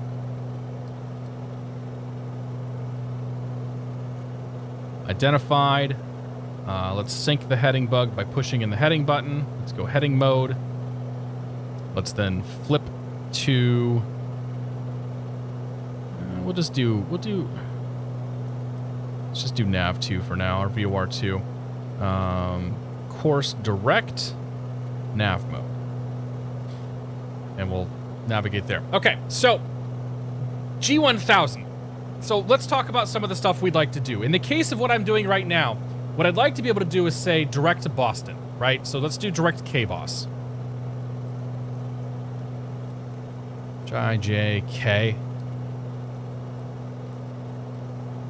B. O. S. Enter. Activate. So we have a line that takes us directly to KBOS. That's fantastic. Okay. But the context for where we might use something like this in an instrument flight would be to go direct to the airport, but then load a procedure. So when I hit the procedure button and I go to select approach, there's no airport and there's no approaches loaded. If I go to flight plan, there's no flight plan that's loaded. So the direct to doesn't actually manipulate the active flight plan that you're looking at. Great. Okay, so let's then go, let's just say we want to do a flight from KBVY to KBOS. Okay. So that's a problem. If I just put KBOS, so if I put KBVY in here, let's say, okay, well, maybe what if I put this in, and we're going to try to go flight approach at Beverly. All right, so I want to fly an approach at Beverly now. So Beverly, direct, activate. So we're going to Beverly now. Procedure, approach. Again, there's no airports. There's no approaches, there's no transitions to load. Because the sim thinks that we're leaving Beverly and not going to Beverly, so it won't give us the option to fly an approach at Beverly. So we could select the departure, but we wouldn't be able to select anything else here. Problem number 2. All right, let's go KBOS. So we're gonna fly Beverly to Boston. And these are kind of the 3 main reasons. This is the big one. The big reasons why I will not fly this IFR on a network. Okay, so BVY to Boston. Got it, great. Okay, that works. So we're going direct to Beverly, and then we're gonna go to Boston, and we'll be fine. However, we want to shoot an approach at Boston. So let's go procedure, let's go approach. Let's just shoot the ILS 4 right from Goshi. Sure, why not? Enter that. Push that back in. We'll go down, and we will activate that approach. So now we're going direct to the Goshi waypoint to fly the ILS 4 right into Boston. All right, well, hey, Bonanza 717 Tango Sierra cleared direct Winnie, cross Winnie at or above 2,500 feet, cleared ILS 4 right approach. Okay, so I come into my flight plan, I go direct. Doesn't go direct to Winnie. Right? So I should be able to say, select Winnie, hit the direct to button. It goes to Beverly. All right, well, fine. Maybe if I type in Winnie. So let's go to Winnie.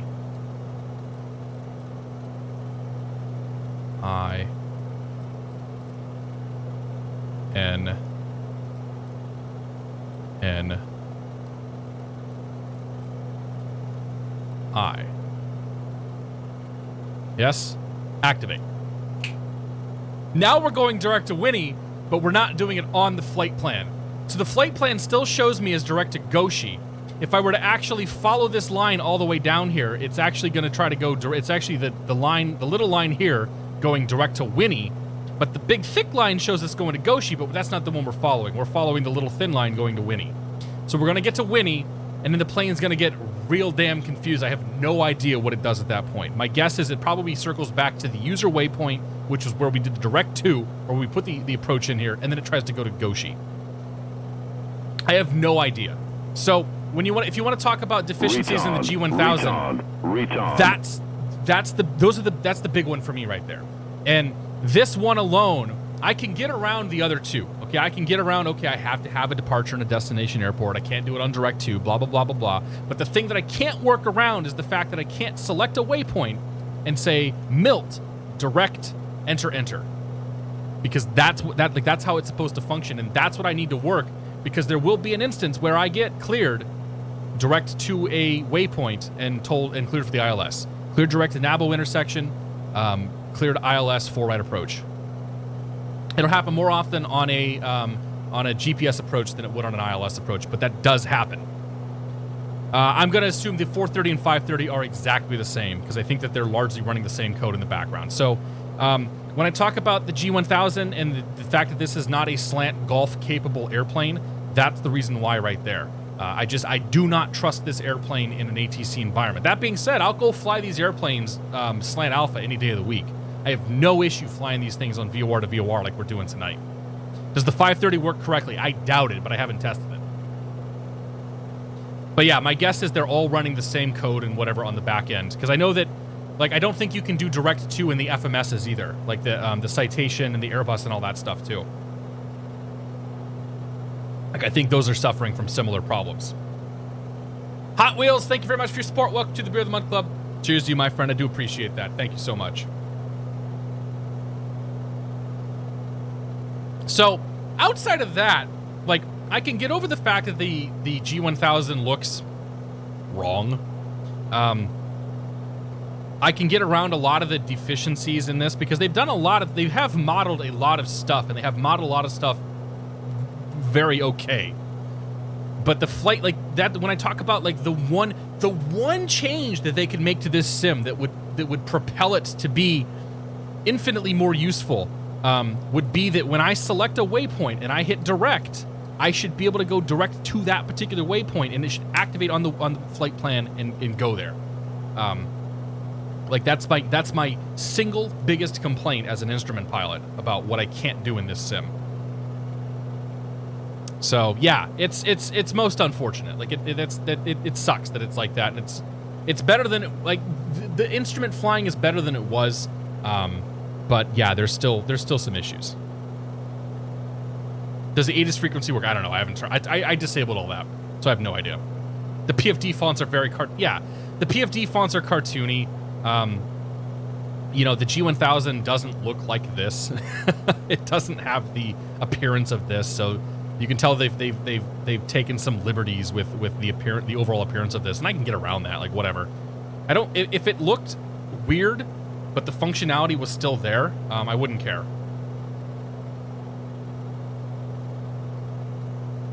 That being said, they mentioned in the development live stream on Thursday, they mentioned in that live stream that, you know, they have a baseline for their avionics, and that they will be improving the avionics over time and improving things over time. So my hope is that this is one of those things that people are going to complain about and talk about and say, hey, this is not the way that it needs to behave, and to get it to the next level, it needs to behave like this.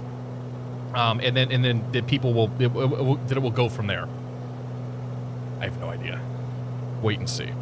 Am I reporting bugs? Nah, I haven't reported bugs, man. I don't have a ton of time to do that kind of stuff. And most of the stuff that everything that I've seen has been reported in some way, shape, or form by somebody else.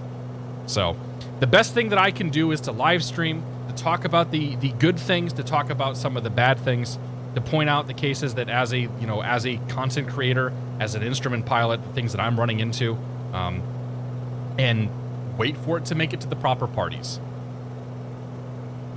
Autopilot is their biggest team. Interesting. I mean, that's also, it doesn't surprise me, because when you think about the complexities of building one of these aircraft, it's not the model. It's probably not the sounds. Like the complexities of building one of these aircrafts is going to be the avionics. Because you have to essentially reverse engineer a product that is Like a G1000 is a very old and very, very, very mature product at this point. So to go through and reverse engineer that and rebuild all of the functionality in that thing, like that's no small effort.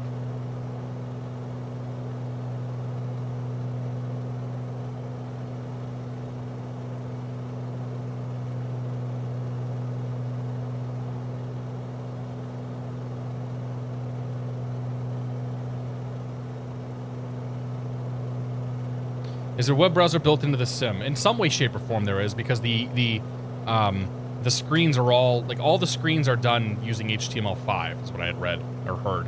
I think that's what they mentioned in one of the dev interviews that we sat in on. Continuum, good to see you. Sask Wayne, good to see you.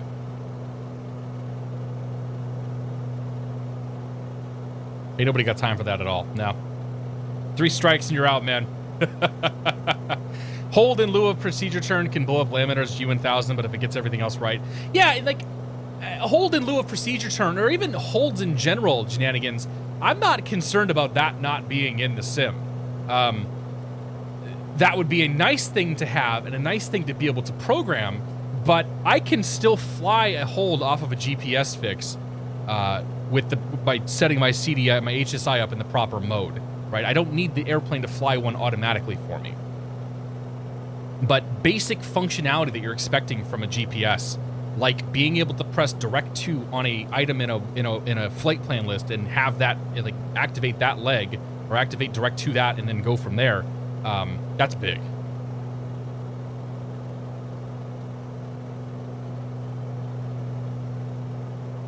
Does it surprise you that this was developed by the same guys that did the Crew 2?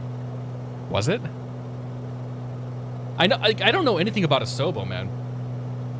I'm shocked that this thing exists in any way, shape, or form. That's for sure. Let's put the time back just a little bit there. Sim's gonna pause again now. Wait for it. Wait for it. Wait for it. Or not. There it goes. Every time you change the time, the sim pauses. I don't know what it's recalculating and what it's doing in the background. It'll pause for 5-10 seconds, and then there it goes. Heard there are separate teams for the flight sim and other games. I mean, that's the way with most studios. They'll have some shared assets and some shared teams, but there will be multiples for each. Asobo did Plague Tale. I heard about that, but never played it. Was it doing that before the pauses? I don't recall. I don't think it was. It very well could have been, though.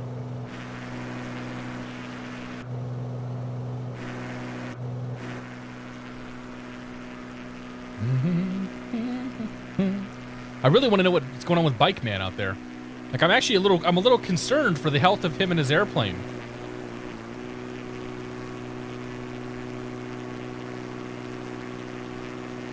Efforts Economy is doing fantastic. Yeah, I've had no issues tonight.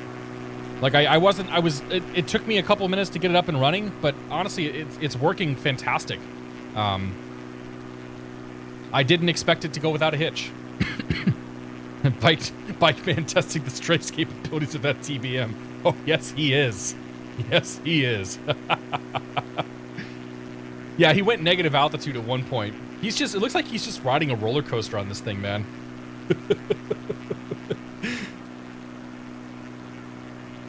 Yeah, dude, a Continuum FS Economy is going to be the thing that, like, I know a couple of guys that have the alpha client that have got FS Economy running, and they went from, like, it's made them very, very interested in flying a lot more this weekend. Put it that way. Hey, Northern Alex, what's going on, Alex? Yeah, FSE works. This is like my 5th FS Economy leg, I think. Yeah, 1, 2, 3, 4. This is my 5th leg tonight in FS Economy, flying back to Boston, and there's been 0 issues. Kerbo, how you doing, buddy? Yeah, as soon as Pilot Edge is up and running, man, I'm set. Like, I'm good. I am ready to go. I'm doing very well, Alex. I was my daughter took some time to get to sleep tonight, but my wife decided she was going to go out with friends. So normally we hang out on Sunday nights, but hey, she wants to go out with friends. I'm okay with that. So it was going to be a me night, And I had so much fun flying this morning. I was like, you know what? I think I'm going to fire up a stream and do some FSE. And so that's what we've been doing. We're just kind of cruising, staring at the Baron here, and having a merry old time. How are you doing, Alex? Alex, do you have access to this?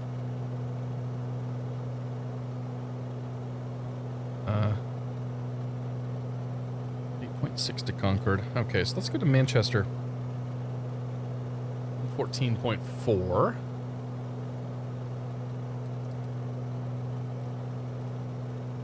14.4. Tune that sucker in. Image T's all set. Let's sync the heading bug. Push the heading button in. Hit the heading button right there. Manchester, let's go CDI to VOR1. Push the course button or course knob in. That takes us direct to the VOR. Go to nav mode, and off we go. 30 miles to Manchester. Then we're going to leave Manchester at a course of 145 to 26 DME. That's going to get us down towards Boston, where we can then line up for the approach. You're not one of the worthy ones. Ah, it sucks, dude. You're going to love it, man. You're going to have a lot of fun with this, Alex. Everybody's going to have fun with this. Is there a way to make the strobes brighter? Well, I don't know. That's not something I really thought about. And explain 99% of untowered airports look the same. Yeah. So, my buddy Bob asked me to go look at an airport, or asked if I could check out an airport for him. And I was like, all right. So it was a random airport in Canada. Not handcrafted, nothing like that. This is the airport. It's, what the hell was the airport code? CZGI. Untowered, and it looks phenomenal, right? It looks fantastic. I recorded a little video too.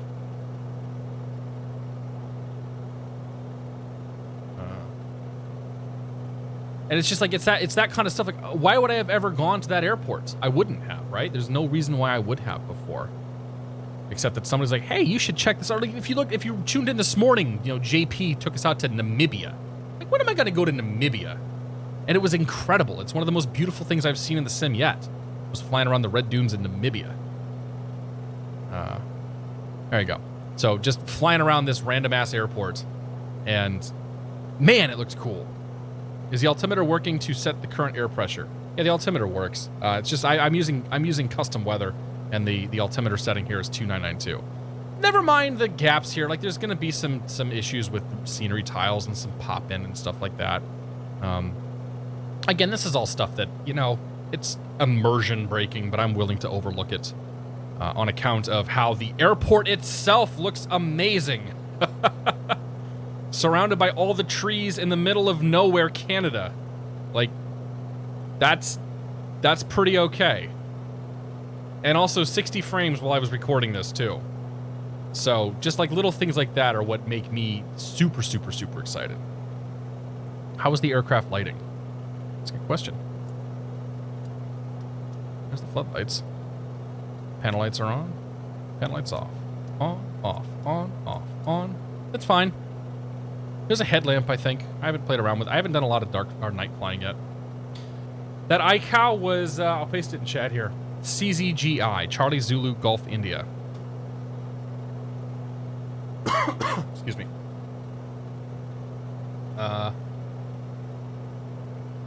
CZGI. It was God's River. It was literally in the middle of nowhere, Canada. Like, the closest untowered airport is Winnipeg. And that would be a hell of a flight even from Winnipeg. And that's what it looked like, man. How cool was that? No more limiting yourself to only payware airports because of how things look in the sky is literally your limit. Exactly, man. It's like there's so much variation in the non-payware airports in this sim. They don't all look the same like they did in X-Plane 11. I mean, none of the airports I flew into today were customized. They were all or handcrafted, or whatever the phrase is that are using, premium. They were all auto-genned. Or, you know, whatever their auto-gen plus thing is. Did he think it was accurate? I didn't ask. Bob's probably not still here. His comment was, it looks great. I bet, yeah, okay. Yeah, his comments were that it looked fantastic. Yeah, so there is a whole video that Asobo put out that talks about how airports were built, how they were generated, and all that. So it was a combination of so somebody had to go into each of the airports and basically mark off the taxiways and the runways. Excuse me. And my understanding is the AI kind of did the rest with building placements and things like that. I'm so hoarse.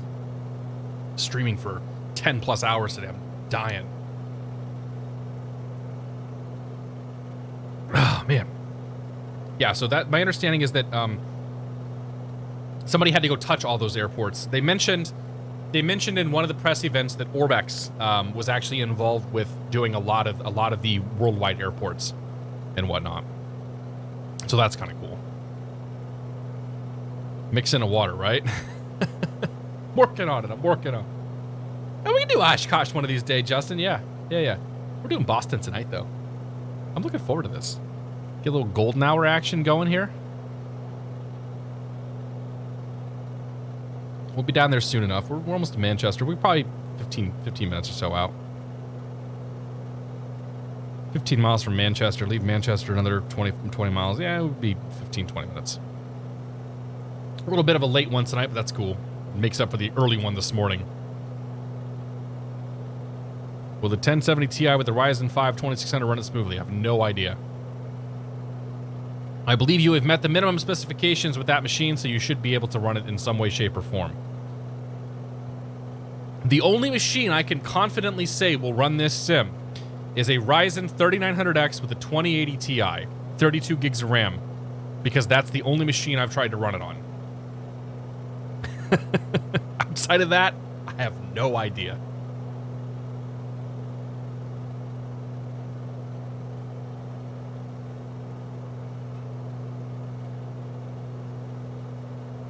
But yeah, I think you're going to be fine. Will I be able to run it on my smart fridge? Can I run Linux on my toaster? Can I run Linux on my airplane? But will it blend?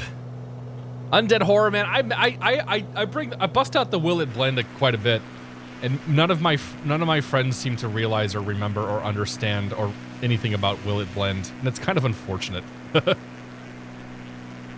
Will it run on my blender?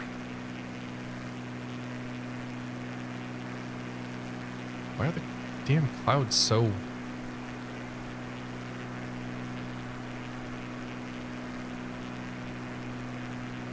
There we go. I want good cloud coverage, okay?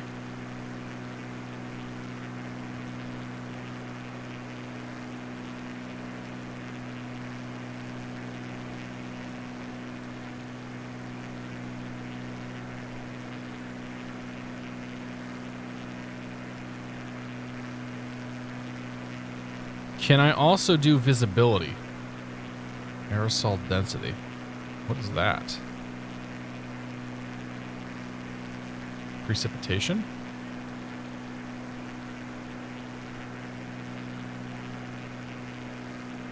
Yeah, there's your Pascal pressure.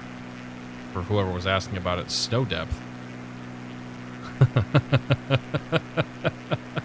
Let's have 3.5 feet of snow. No, we won't do that. Nice, okay. I'm okay with that.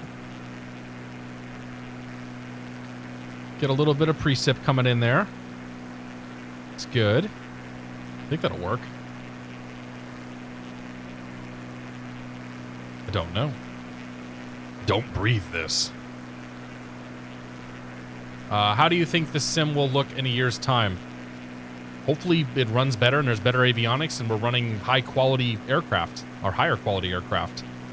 You know, with any luck in a year, maybe in a year PMDG will have something out, or Aerosoft, or FS Labs, or Maybe some X-Plane developer will come over and give us something. Hopefully not Flight Factor. But I don't actually know. I have no idea what the sim will, what the sim will look like in a year. Do lakes freeze when you have snow enabled? I don't know. PMDG has a 737 they made a teaser video of. Well, PMDG never does anything very fast. So I'm going to work under the assumption that we will not see anything from PMDG in this sim for probably it'll be at least 6 to 10 months. Because they're going to take their time. Rendazzo's going to have captains. He's going to say that 5 or 6 times in a forum post, try to drum up as much interest as he can. Because that's what they do. PMDG is a marketing company. And it's only going to be $250 to buy the full 737. Plus, that's not the full. It's going to be $250 for the 737-800. But if you want to buy the 700 expansion pack, the 600 expansion pack, that's going to be another $95, $95.99. It's a hell of a deal. Can I pay more to get it faster? Only if you're with a prostitute.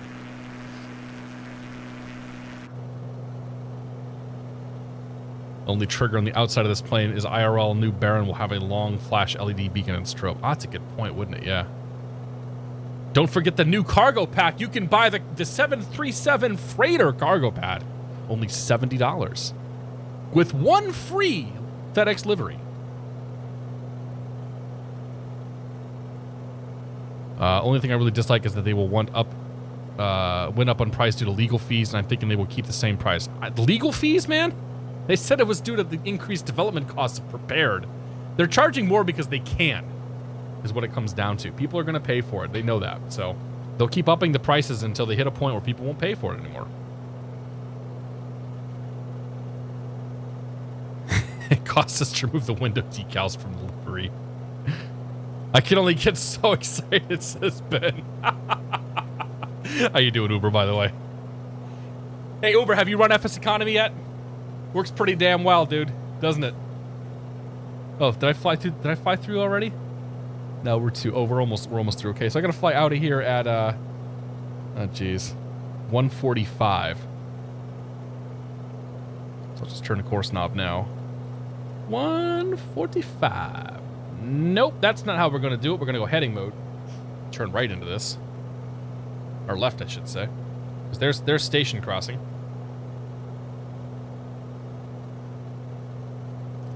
At least modeled that. All right, now we go nav mode. Let's see if it's gonna. Oh yeah, it's gonna way overshoot this one. Okay, we're gonna fly this for 26 miles, and then we're gonna get ready for the ILS. So, the ILS 22 left into Boston tonight. Here you go. Let us brief in FS 2020 our very first instrument approach.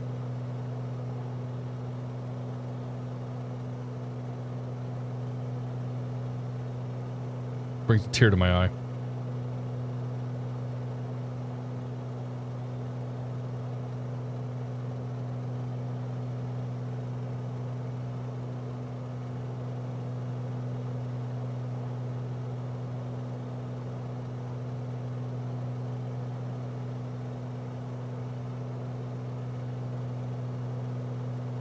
Hang on.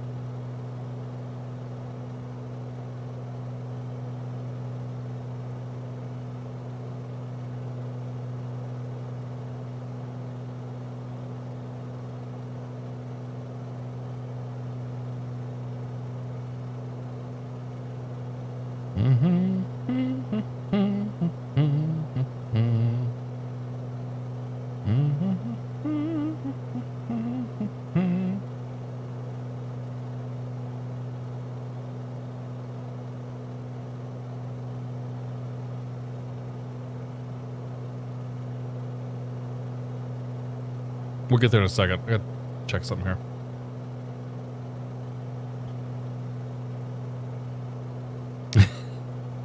Asphalt be thy landing preference, for thy planeth have no big stubby poofy tires. All right, we're going to fly the ILS 22 left into the Boston Airport, 110.3. Final post course is going to be 215. We're going to intercept. We're going to get vectors in down here. Looking for YN above 3,000 feet and in from there. Final approach fix going to be Vocus. Cross Vocus at above 1,700 feet. Intercept the ILS if we haven't already. Minimum set air going to be 216 feet AGL, or sorry, MSL, or 200 feet AGL. And in the event of a missed approach, climb straight ahead on the Boston 219 radial to 3,000 feet. Head out to Winnie and hold at Winnie. Ceilings are being reported at 500 feet AGL today. We're expecting a nice low ceiling approach here, but we should get the airport before minimums. Questions? Comments? Great. I didn't mean to close that, actually. Okay. Go ahead and start down here in a second, I think. Yeah, we can go ahead and start down now. We're going to go down to 3,000 feet.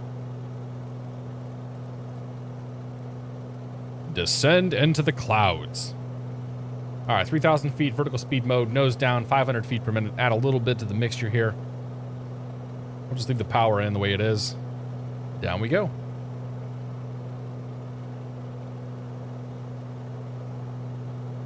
I've only tested to make sure that I can connect the sim, and that's all. I haven't actually done any flights watching all you influencers not having a watermark to make it hop in the beta mode. Totally get it, man.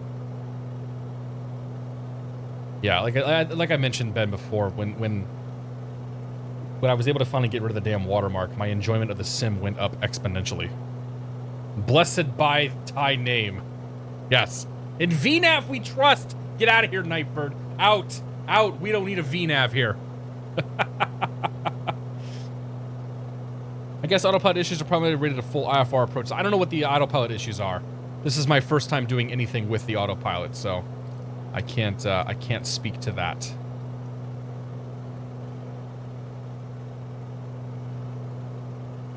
Should be pretty nice coming in here. Get a little dark approach. And put you 10K away from the jump gate. That crap. Then we got a slow boat in. We're gonna get blown up. Undead Horror, what is your... Who are you? I don't recall who you were. Cyric, oh, okay, man. Ha! You joined us for a flight sim stream, Cyric. See?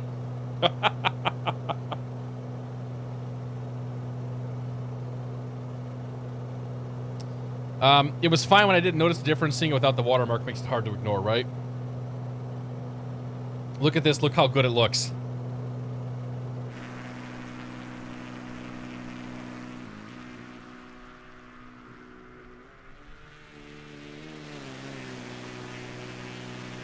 You mean this? I need a screenshot anyway tonight.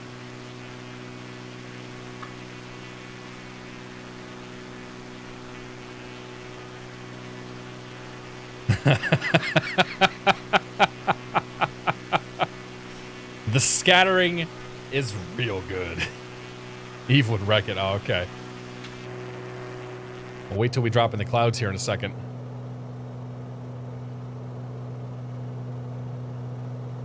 I can get over some of the issues for now, but holy cow. Dude, I'm telling you, man, it is just... There are things about this sim that are going to absolutely blow your damn mind. And the level of... I hate the word immersion, but the level of immersion that I get flying around in this is just unparalleled.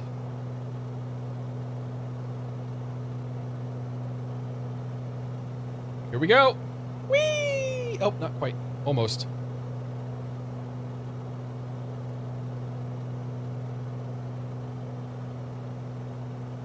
Here. I know. I'll leave the time alone. It's a good time because we're gonna get it. It's gonna be real pretty when we break out here. My 2016 is gonna get a workout. Yep. Yeah. So we're 40 frames a second. The GPU's running 75%.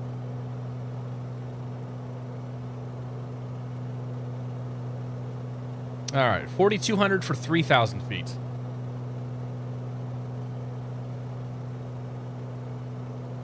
Twitch way is up. Good to see you. Even with the warts in the beta, I'm still flying it until Monday night. Yeah. Tommy Lands, good to see you. Welcome aboard. All right, I'm going to sync that heading bug up. I'm going to switch to the... oop, that's the wrong one. I want to be in heading mode. Good. 110.3. I briefed it, but I didn't actually tune it in, did I? I am a real pilot. ILQN. ILQN is identified. It has a DME. Yes, it does. Oops. That there. Course is set. Down we go. Localizer glide slope good.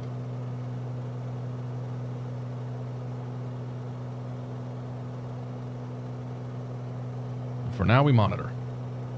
Let's go props full. Mixture full. Air taxi light on.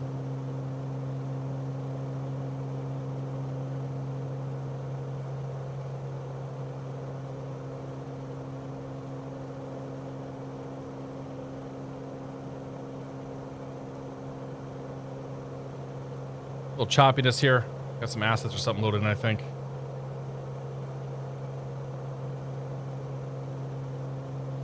Autopilot off my airplane.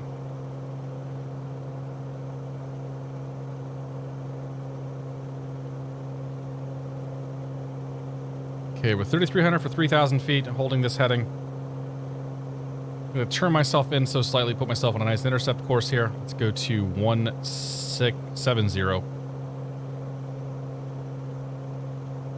Okay, that's 170, 3,200 for 3,000. So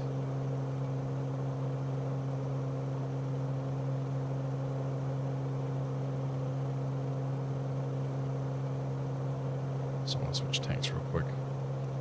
Whoops. That didn't happen. Don't worry about it.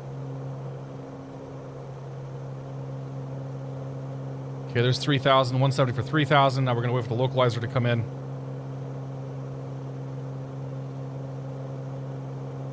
Wait for the glide slope to start coming in. Should be happening very, very soon.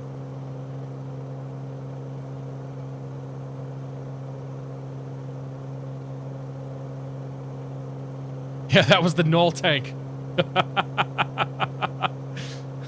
Oops. Descent. Climb back up there. Let's go. It's about 2.5 degrees nose up or so to keep this thing... 2 to 2.5 to keep this thing level. Okay, moving on to localizer. Starting to roll in here. Let's capture that sucker. Keep that nose up, keep that nose up, keep that nose up, keep that roll going. There's the center line. There. It's a little bit more there. There we go. Keep that nose up. We got the glide slope coming in. Final approach fix is 1,700 feet. So we'll keep a little speed on the way down.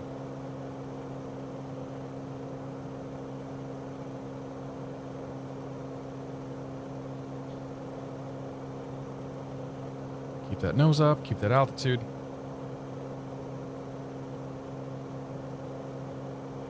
We are 10 miles out.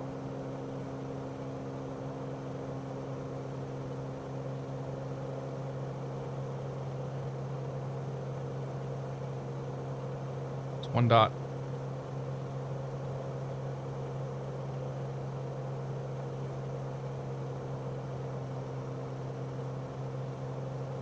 Start down.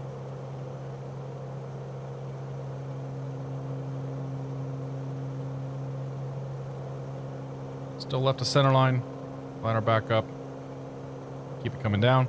So I'm watching the green diamond here, and I'm watching the line down here. Just bringing those two down. Bumpity, bumpity, bump, bump, bump.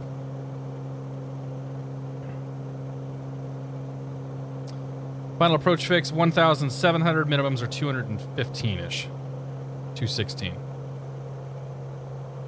Starting to get some lights out of the side view. This is how Kobe died. Nope, this is not how Kobe died, because Kobe's pilot was not flying an instrument approach.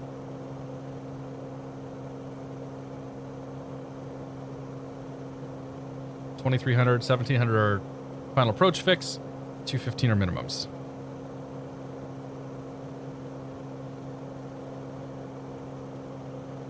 $2,000 above. Okay, speed back. It's gonna take a lot of up trim, a lot of nose up, a lot of nose up, a lot of nose up here. Let's go gear down. First notch of flaps. Ourselves back to an approach speed. We're left to center line. Let's get ourselves back on course.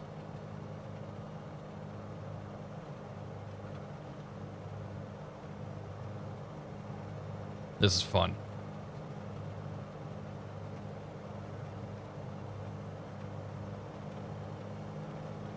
Okay, we're below the glide slope. Left to center line. Get the nose up, get a little power in. I can hear the rain.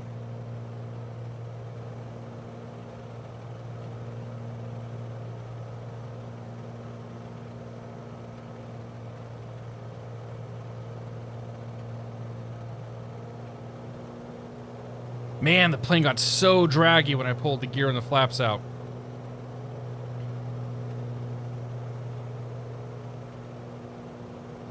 Okay, we're still below that glide slope.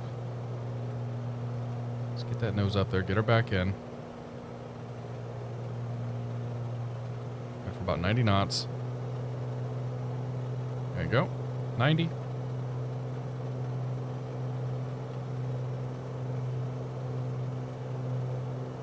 Yeah, the Kobe's incident, it was completely pilot error. 100% avoidable. Tragedy is what it was. Because what we're doing right now, this is not dangerous. If I was in the real world doing this right now, I'm not dangerous. 1,000 above.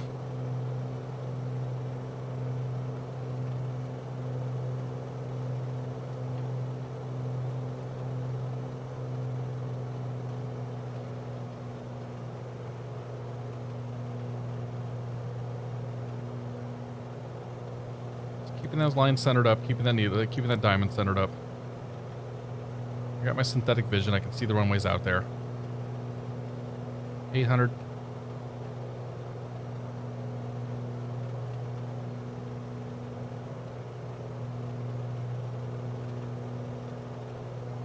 $700.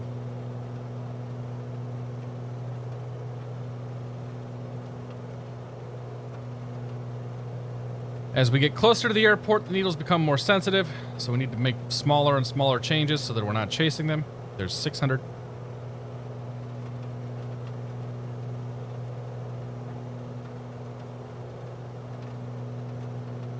$500 above.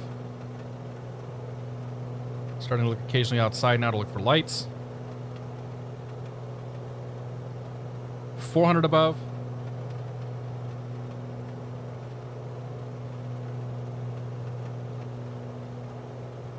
Left to center.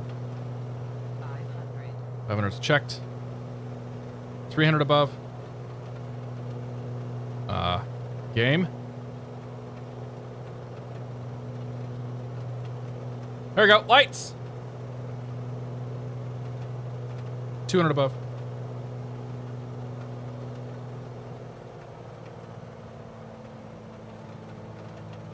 $100 above. Insight. Continue land.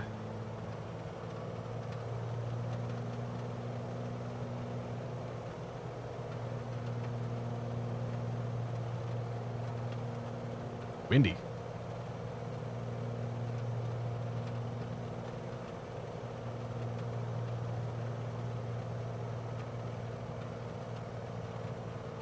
Not going to change my configuration here. Plenty of runway to work with.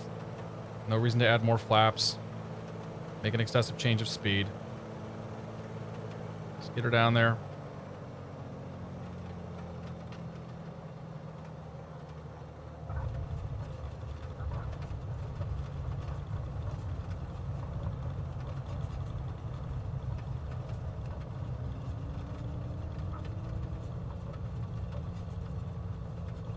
Hold that center line. Hold that center line. Braking. Crosswind correction. Manual braking. Just cross 3-3 left. Whew! Hello, plane go.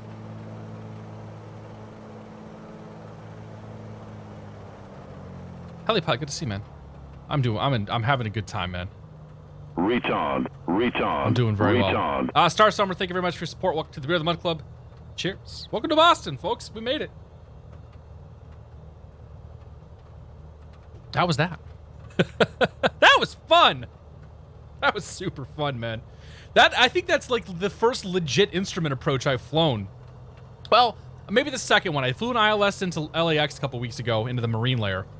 But that's probably the most like having to really focus and concentrate approach I've done. You were busy taking off and missed it. You seriously? That was cool, man. Holy cow. What's a marine layer? That's a foggy layer that comes in on when you're next to an ocean. It's very common in Los Angeles this time of year. Basically, it's fog that rolls in. San Francisco as well. Flight CBJ, thank you very much for the raid. Welcome everybody from Flight CBJ's channel. We're actually just finishing up here tonight. You missed a epic ILS approach into Boston in the new flight simulator.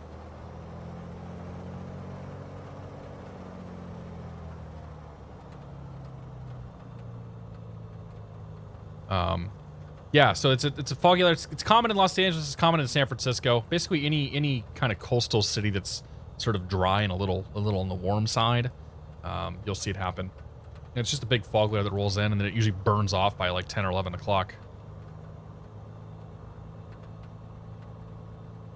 Good morning, Explain Geo. What's going on, man? Good to see you, Lauren.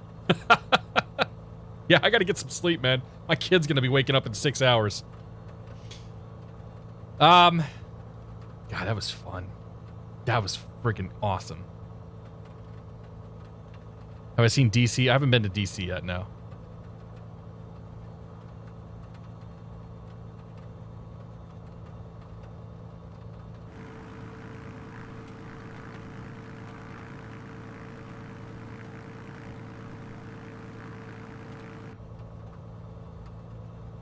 What is this plane? It's nice to see the G1000. This is the Bonanza G36. Have I been out to the handcrafted airfields? I've gone into a few of them, yeah. They're not really, like, most of them aren't the kind of airports I generally would go to. Quasi, take it easy, man. Thanks for stopping by. There is a huge improvement in the quality of the airports, I will say. It is a noticeable change from, especially if you're familiar with the airport, from what they have in the non-handcrafted versions.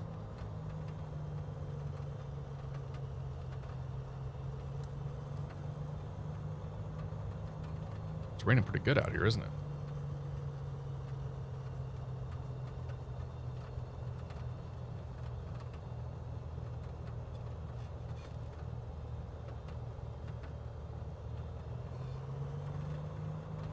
But yeah, I encourage everybody to check out your home airports. You know, this morning in the multiplayer session, we just picked a whole bunch of airports. It's unrealistic taking so long to taxi in Boston. Well, try going to general aviation parking, man. You're on the ass end of nowhere.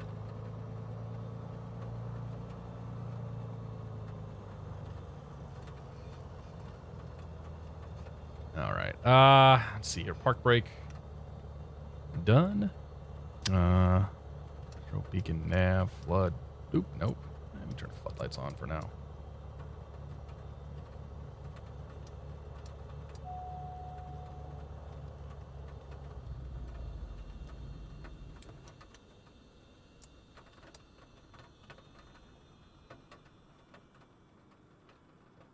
How was that?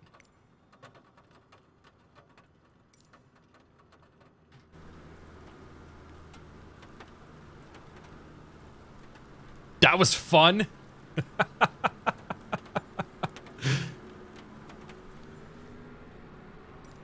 Oh man, that was so much fun.